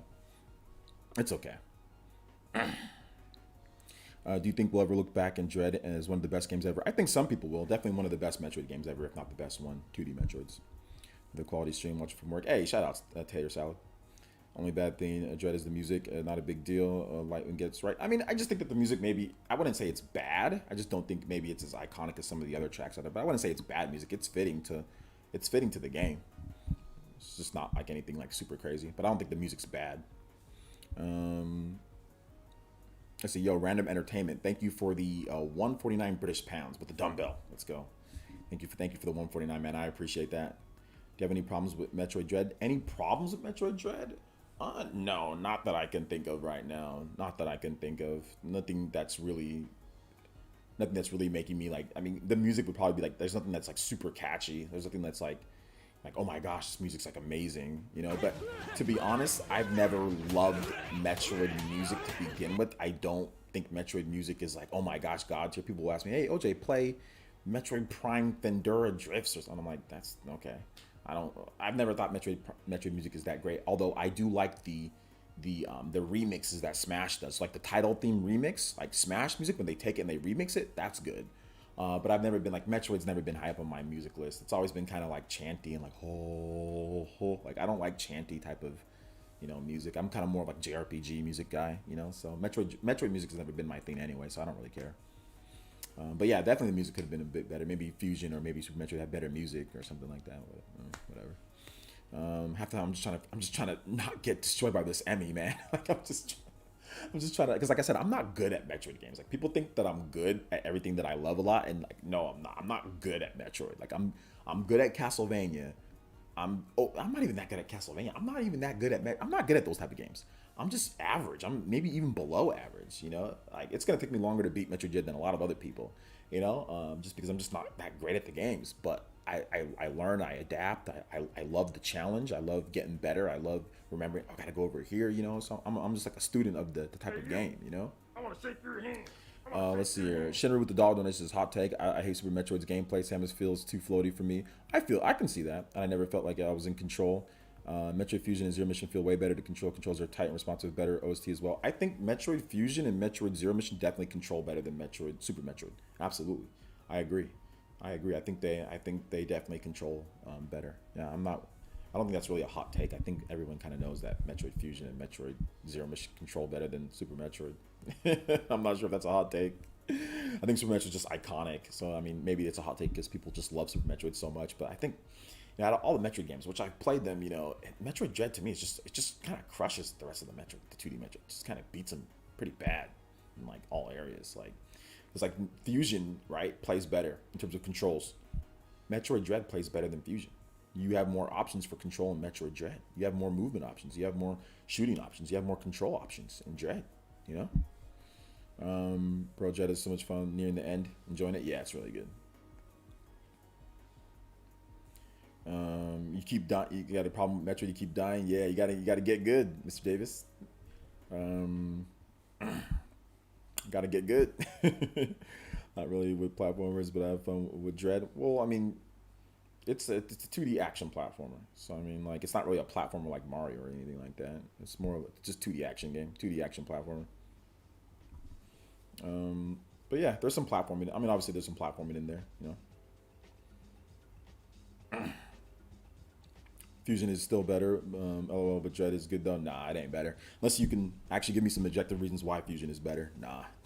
Because I can give you multiple objective reasons why Dread is better. I mean, let's just talk about boss design. Want to talk about bosses? I don't want to spoil anything for Dread, which I'm not going to, but come on now. Controls, Dread controls better. Obviously, graphics, we know that. Frame rate, we know that. All that stuff. We're not going to count that. But unless somebody gives me some actual reasons why, objective reasons why that Fusion is better, I'm not going to sit here and like agree with them. I'm just going to be like, okay, you have your opinion. But it's nostalgia. I think nostalgia is taking you. When you first see that SAX, when you first see that doppelganger, it's stuff like that that's taking you. You know? Or maybe you don't like the structure of Dread. I don't know. Maybe you don't like getting bodied by Emmys all day. I don't know. but I haven't seen anything objective what makes Fusion better. I think it's just nostalgia. That'd be the only thing that I can think of.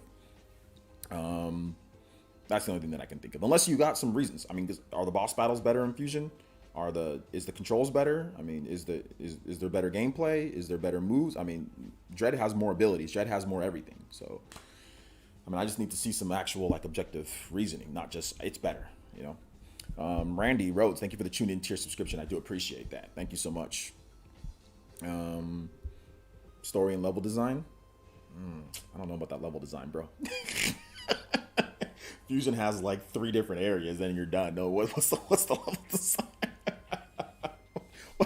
What makes Fusion level design so good? The game's super short. There's only like a few areas in the game, and it handholds you where to go each time. So what makes level design better than Dread again? There's no slide ability too, so Dread has the ability, like when you're speedrunning the game, to be able to slide past certain parts or use that. You have the flash shifting parts in terms of within the level design that actually plays a part into it. So you have more abilities that play a part into the levels and how you traverse the levels and where you go to them. That makes a more fluid experience than what you would in Fusion, where it's kind of the same level design that we've always played. You just run around, but there's not any abilities outside of what we've already done a million times. Screw attack or whatever the case is, or certain like grappling beam or stuff that we've already done, whereas Dread actually has new things in there that shake up the level design that make it a lot more fun to play through. Sliding through objectives, sliding through, going through, using the what is it called, phase shift, the cloaking ability, stuff like that to me creates way better level design than what Fusion has. I mean, it's a GBA game, guys. I mean, let's just be real. It's a GBA game. I mean, like I said, a lot of you guys have nostalgia goggles going on, but it's okay. It's okay. Random Entertainment, thank you for the 10 British pounds. This Metroid is possibly one of the best Metroid games ever. Oh, not possibly, it is. Music is not as memorable as Metroid Prime, but hey, OJ Rock, Switch Effect, 100K subs. Let's go, man. Level design is not that good. It's only one worse than Metroid 2. Yeah, I don't know why anybody said the level design and Fusion's level design is it's hand-holding. There's a few areas. It's short. I mean, it's good. It's fun. But to say that the level design is anything spectacular, that's a reach. That's definitely nostalgia goggles because, I mean, it's good, but it's not anything spectacular. It's just you probably played it when you were a kid. You played it when you were a kid, and you're like, oh man, I love this when you were a kid. You know, so I think that's really what's going down there. Thank you for the 10 though, British pounds. I'm not a fan of Metroid Prime music, guys. I'll be honest, I'm really not. It's kind of chanting, like it's kind of chanting music. I think I kind of like the old school music better than Metroid Prime, to be honest. So yeah. The music in Dread is great. I mean, to be honest, I'm not even really listening to the music in Dread, dude. Like, I'm really not even paying attention, to be honest, dude.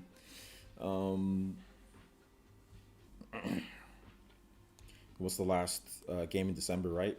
I don't know, like Big Brain Academy or something like that. I'm not really sure. It's like that Brain Academy game or like the Advance Wars. Halo music chanting. Yeah, Halo music's kind of chanting at times. The beginning's like, oh, but then it goes.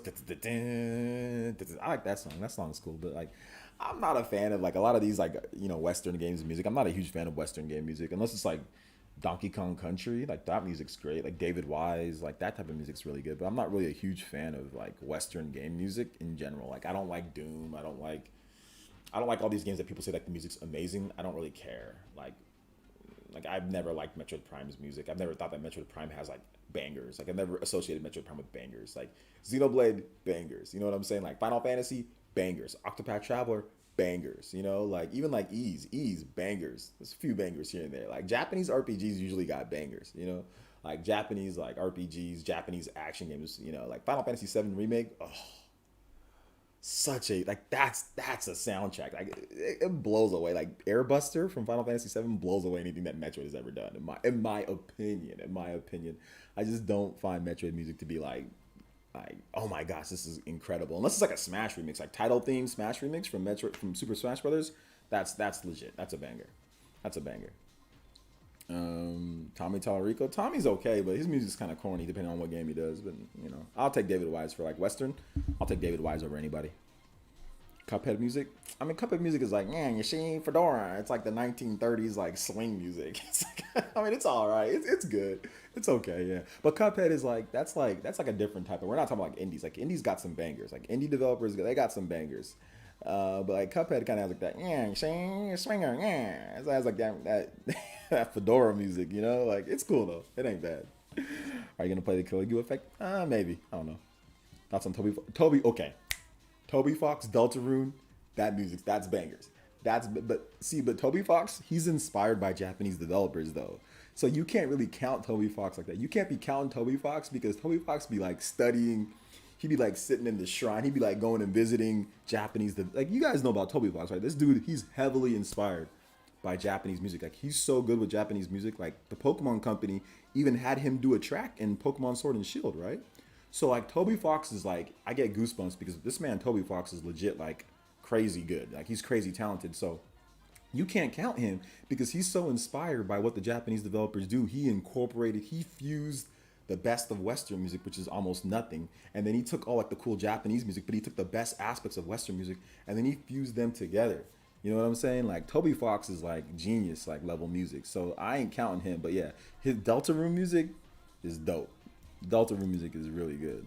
I know we didn't request this, but I'm gonna do an executive request here. You know, executive request. So we got to get a little bit of a, rude buster here. Yeah, like music like this is like kind of like a Western startup, like this, like a little bit of a Western startup. This is what you hear like in a Western game, like a little bit, maybe like a Western platform or something like that. But then this one, it turns like, oh wait, hold up, this is a weird version of Rude Buster. Hold up, let me get the actual version of Rude Buster. Hold up, that's a weird one. Let me get this one right here. Hold up. Let me go back. So yeah, like Toby Fox is different. Deltarune's different, Yeah, see, like this is like definitely this is what you hear like in a Japanese RPG. You know what I'm saying? Like, but like it has some notes that is like a Western game, like a Western indie game, right? So it's like a perfect fusion of like a Western indie developer that's trying really hard, and like somebody that like listens to Japanese RPG music. It's like a good fusion between the two. So you can't count Toby Fox. But he's a G. Toby Fox is a G. I think Metroid Prime's soundtrack is made by Japanese composers. Definitely tell they were trying to westernize. Oh yeah, you can tell they're trying to westernize the music. You can tell they're trying to westernize it. Yeah, I'm gonna get the Ninja Turtles game. Gonna play Undertale. Is Undertale good or overrated? I like Deltarune more than I like Undertale.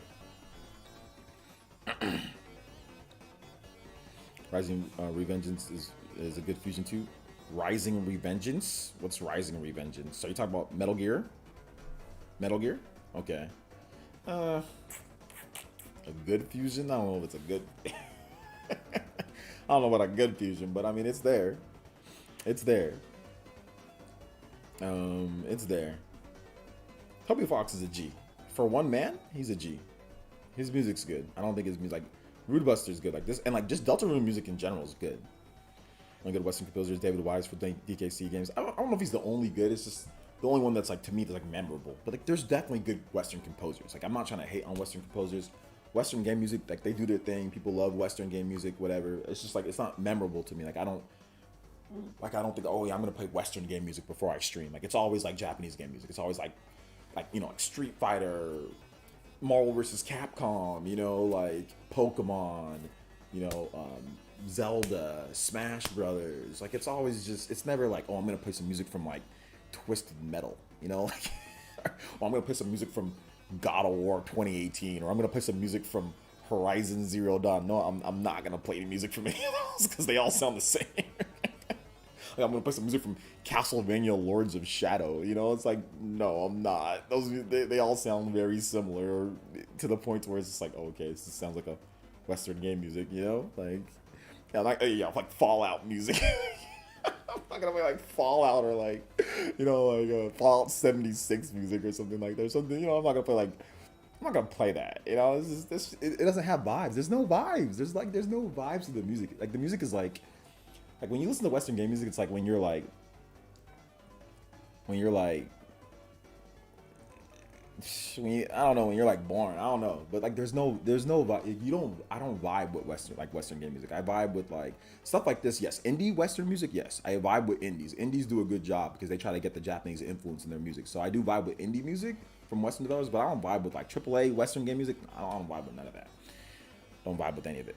Coca with the $10 says Dread is looking to be a masterpiece. I don't remember the last time a first-party Switch game had this much control over the community, community dialogue, positive or negative. Twitter is nothing but Metroid. Yeah, well, not even just a Nintendo game. I mean, other Nintendo games have had that. Like Zelda Breath of the Wild, right, or something like that. But like a Metroid game. There's never been a Metroid game that has had this much control that Metroid has. Like sales in terms of Amazon, like it just Metroid is back. You know, it's back, good or bad, it's back. You know. Darren Corbett, Supergiant Games is pretty good too. His Hades soundtrack is very good. Hades is good. Hades is good. Yeah, I will say that Hades is good. You know, it's not bad. I like it. Western music is $30 donation minimum. Nah, it ain't a $30 donation minimum. It's the same. It's the same. Yo, thank you for the $10 though, Coloco. I appreciate that, man. Thank you for the $10. I appreciate that.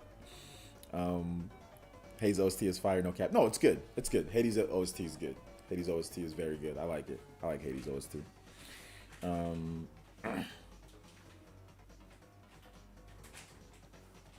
So yeah, if you have any inside info on Dragon Quest 12 or 3 remakes, I saw both pop up in Players for pre-order soon. No inside info. I haven't been talking to my sources, you know, normally just because I've been on break. But I do have some unread messages on Discord and on DMs that maybe I'll get to at some point. You know. Hey, what's up, Dre? Cruising Blast music, corny, but I mean it's alright. Corny. Like people who like Western music drink milk. Like that's just, I think that's a fact. Like you drink 2% whole milk or 1% whole milk or like 1%. Like you drink something unhealthy. You drink something that you probably shouldn't be drinking. You know what I'm saying? Like you definitely drink some whole milk if you like Western game music a lot, not just like a few tracks here and there, not just some music, but if you're constantly like proposing like Western game music is dope, you definitely drink a lot of milk. There's definitely a lot of milk being drunk. You know what I'm saying? Drank. Oh man. So yeah. Most Japanese RPGs have really good soundtracks. A lot really do. Yeah, a lot of them really do have good soundtracks. Best Metal Gear game. Made with Bayonetta, I think that's the partner game. Solid. Yeah, Mr. Davis, that paragraph is really is constructed in a way that's hard for me to understand. But yeah, shout outs, my man. Do you think Shin Megami Tensei 5 will be the next Persona 5, but way better and more balanced? I don't think it's going to be the next Persona 5, no, but I do think that it's going to be the best-selling SMT game in history. I do know that. I think that. No, I didn't say all that, depressed Guzma. That's kind of disrespectful. Streets of Rage 2, oh my gosh. Streets of Rage music's really good. I do like Streets of Rage music. I think, like, dun, dun, dun, dun, dun, dun, like the Streets of Rage music's dope. Hey, shout outs, Nintendo. METROID Game of the Year. I think for a lot of people, Game of the Year. Yeah, I think Jeff Grubb came in and said he's voting for it Game of the Year so far. But SMT5 is coming, man. But SMT5 is not going to be like, it's not going to get the hype that Dread is getting, you know, because it's SMT. SMT series music is pretty good. It's pretty good. I like it. SMT music's good.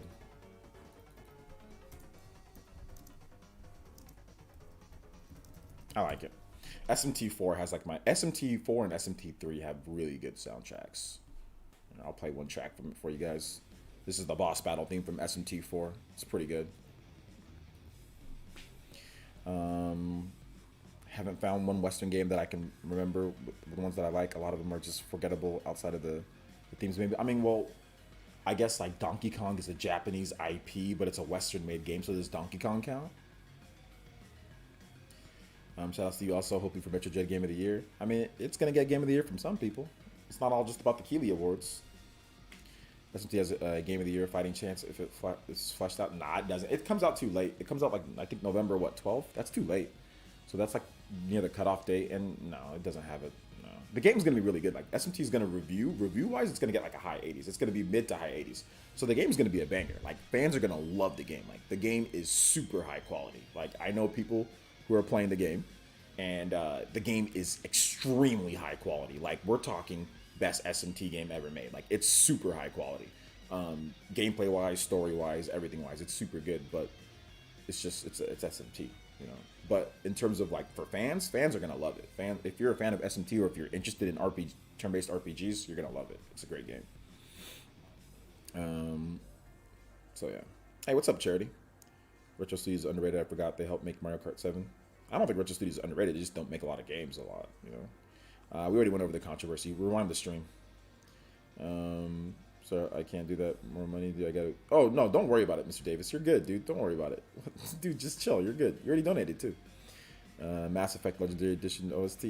Nah, Mass Effect's. I mean, it's okay, but there's a few bangers. But I wouldn't say Mass Effect's OST is like, oh my gosh, amazing. But it's not bad for a Western game. It's not bad. It's better than a lot of other Western. Like I'll take it over God of War. I'll take it over Red Dead Redemption and all that type of stuff. Yeah, yeah. Like Suicide Mission.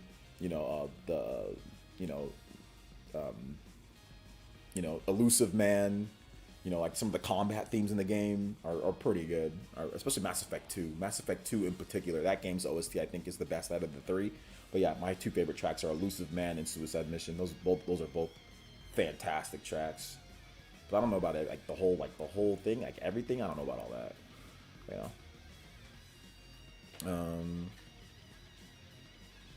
So Sega now listening to market their products better. I think they're doing a pretty damn good job of marketing SMT5. They're doing pretty good, and Persona's being marketed pretty well too. And I think even Persona 5 Strikers did pretty good with marketing as well, with their trailers and stuff. So I mean, I don't know. I think they're doing okay. Shout outs in the end. True, I have not seen any SMT marketing. I have not seen it. There's been tons of SMT. They've done big debut trailers. They've done tons of SMT marketing. They do daily videos about different demons coming to SMT. They've done major trailers. I don't. It's been in Nintendo Directs. I mean, I don't know what else you want from them. Like, I do not know what else you want from them.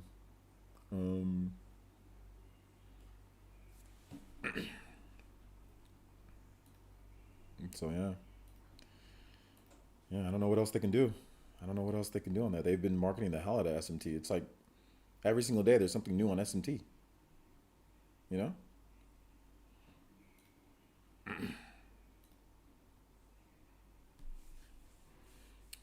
I don't think anybody's sitting here and saying that SMT is going to be more popular than Persona, and I don't think it has to be. Depressed Guzma. You're just like, you seem like to be a pessimist quite a bit.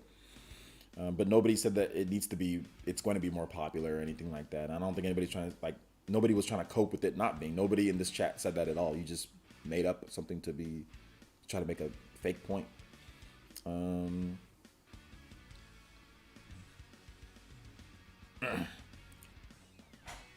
So yeah. All right, guys, we've got about 7 minutes left on the stream, okay? 7 minutes left on the stream. So if you guys have questions, you can tag me at PlayerEssence, #PlayerEssence by itself. I'll be more than happy to answer your questions. More than happy. Still need to get Astral Chain. Why haven't you got Astral Chain, Randy? Thank you for the tune-in tier. Appreciate you. But yes, buy Astral Chain. Buy Metroid Dread. Buy Astral Chain. Two fantastic games. Two very good games. If you can. Now, if you can't afford it or if you can't get it, then obviously don't buy it. Buy food instead. Pay for mortgage or rent or kids' bills or whatever the case that you got to do. But if you can, two great games. Two great games. And shout outs to all the new subs, man. We get a lot of new subs lately. It's because you guys notice, oh, hey, OJ, you stop streaming every single day. The algorithm doesn't kick you in the butt. Okay? See, YouTube is trash. The only way that my channel can, now that I'm not streaming every single day, oh, notifications are working better. Oh, people are watching the videos more. Oh, all of a sudden when I'm not streaming every single day, YouTube isn't penalizing my damn channel. Like, dude, I hate YouTube. Like, see, like now I'm thinking like I probably shouldn't stream every single day now. Like, even when I go back, I'm probably not going to stream every single day because otherwise it kills your channel. YouTube sucks. YouTube sucks sometimes. Like, anyway, the African Triforce. Don't worry about me complaining about analytics or whatever, or about the algorithm. The African Triforce with the $5 says, this is just my opinion, but I'm really happy Nintendo decided to sacrifice Zelda's 35th anniversary to give more attention to Metroid Dread this year. I don't think they sacrificed anything. I just think that it wasn't ready, or whatever the case is. I don't think anything was sacrificed, to be honest. I don't think the games were ready, or they didn't want to overload the year. There was already a lot of games coming out, so it was probably a combination. But I don't think anything was sacrificed, to be honest. But that's just my opinion, too. Thank you for the $5. I don't think it was for Dread or anything like that. I don't think they did anything for that. Personally, based on who I've talked to. Who you got winning the November places top 8? Probably Chupa. Chupa or Party Man. One of those two. Chupa or Party Man. Thank you for the 5 though. I appreciate it. 100K by December? No, I'm not gonna hit 100K by December. That's there's not enough big games for me to hit 100K by December. But I'll probably hit maybe 85K or something like that. Like 85K by December. I'll probably get like 85K by December. Maybe. 84, 85K. I'll hit 100K next year. If I didn't take this like extended break, maybe, but whatever. Let's see here. Would you make a streaming only channel? Yeah, maybe. Once I hit 100K on this channel, I might make a streaming only channel. Oh no, you're okay, Mr. Davis. You're good. You think we can get a new Kid Icarus game now that Smash is finished? Yeah, it's possible. Check out my video. I already made a video on it not too long ago. Just watch my video where I talked about I'm glad that Smash is finished because this can happen. So yeah, go check out that video. Cap? Who do you think is going to win then, Dre?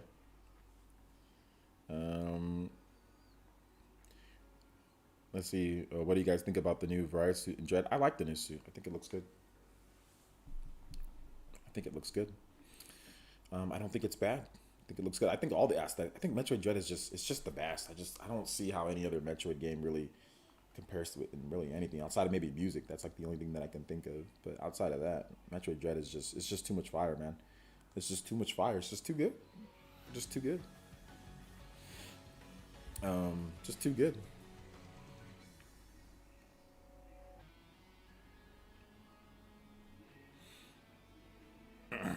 SMT5 has a lot of potential to surpass SMT4. Absolutely.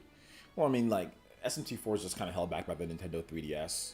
So I think that they took all. I think SMT5 is like SMT4, but it's like on super steroids. And it's just from who I've talked to, from some of the stuff that I've seen, SMT5 is definitely better than SMT4. But we have to wait for the full game. But SMT5 definitely looks better than SMT4 in almost every single respect. You know, maybe you might not like the theme as much. You know. But gameplay wise, think you'll be surprised though. Think I'll be surprised? Okay, got some good players coming to that one.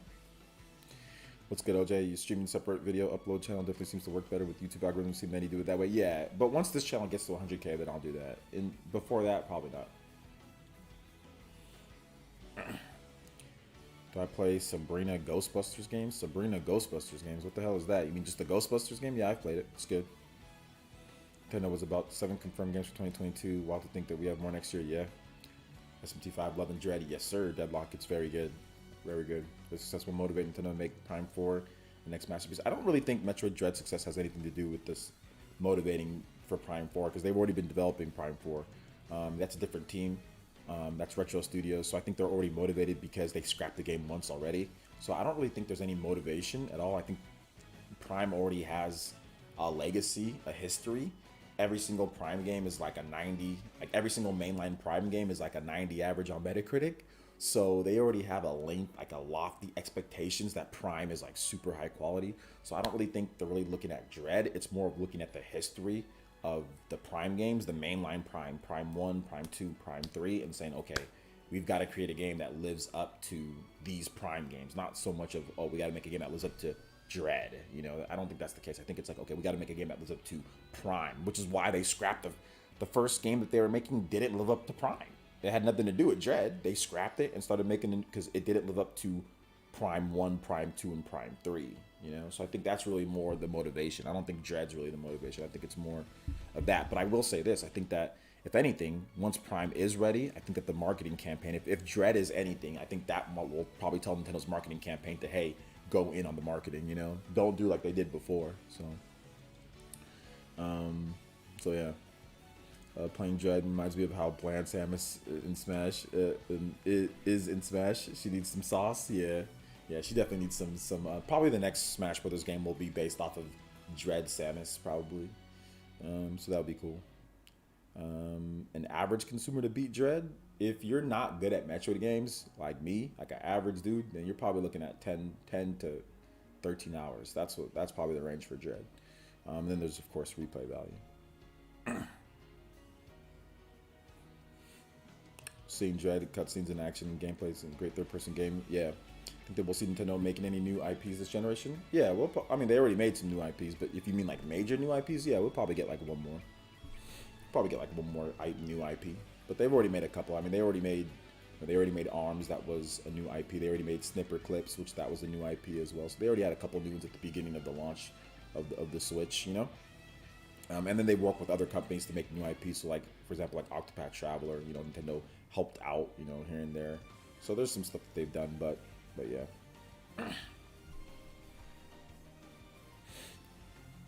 Arms, Astral Chain, yep. Astral Chain, that's a brand new IP that Nintendo made this generation. Obviously, fantastic new IP. Also, Garage Builder, once again, new IP. So they've already made quite a number. Astral Chain probably the biggest new IP for them. Not sales-wise, but just the biggest in terms of like review score, Metacritic, whatever. Hardcore gamers. ARMS sold more, but yeah. They got two pretty big ones with ARMS and Astral Chain this gen. I thought Astral Chain was Platinum. No, it's Nintendo. Platinum is the developer. Nintendo owns the IP. Platinum Games does not own Astral Chain. Nintendo actually helped develop. They actually even made the. There's a bug right here. Get this bug out of here. Get this bug out of here. Nintendo actually even helped make the theme. Like Metro or Astral Chain was going to be a magic wielding game, like where you sit back and like you wield magic. And Nintendo was like, make it where you control robots, kind of like a JoJo or whatever the case is, and like make it like a themed off of, like make it like a task force. Nintendo's the one that actually made up the theme and said, hey, you guys should do this. And like I said, the game was going to be like a magic shooting, you know, third-person magic shooting game, which that could have been cool too. That probably would have been dope as well. But the theme of the game, like with the police task force, like a special task force and robots and all of that, or like things that you control, that was Nintendo actually gave them that idea. And of course, time development resources. But Nintendo owns the IP, so it's their IP. Watch my videos. I talk about it more on there. So yeah. Other M, I think it's solid. I just think the controls are bad. All right, guys. So that is 2 hours. We are cutting this one right at the 2 hour mark. I'm sorry. I mean, I'd love to sit there and talk with you guys more about games, but we'll be back maybe in a couple days. If you haven't been watching my Metroid Dread videos, make sure you watch my Metroid Dread videos. I've been having banger Metroid Dread videos, so make sure you guys watch the Metroid Dread videos. They're awesome. So yeah, check them out. Check them out. Check them out. Check them out. And you get the opportunity. But thank you guys so much for watching today. I do appreciate it. Shout outs to all the donations today.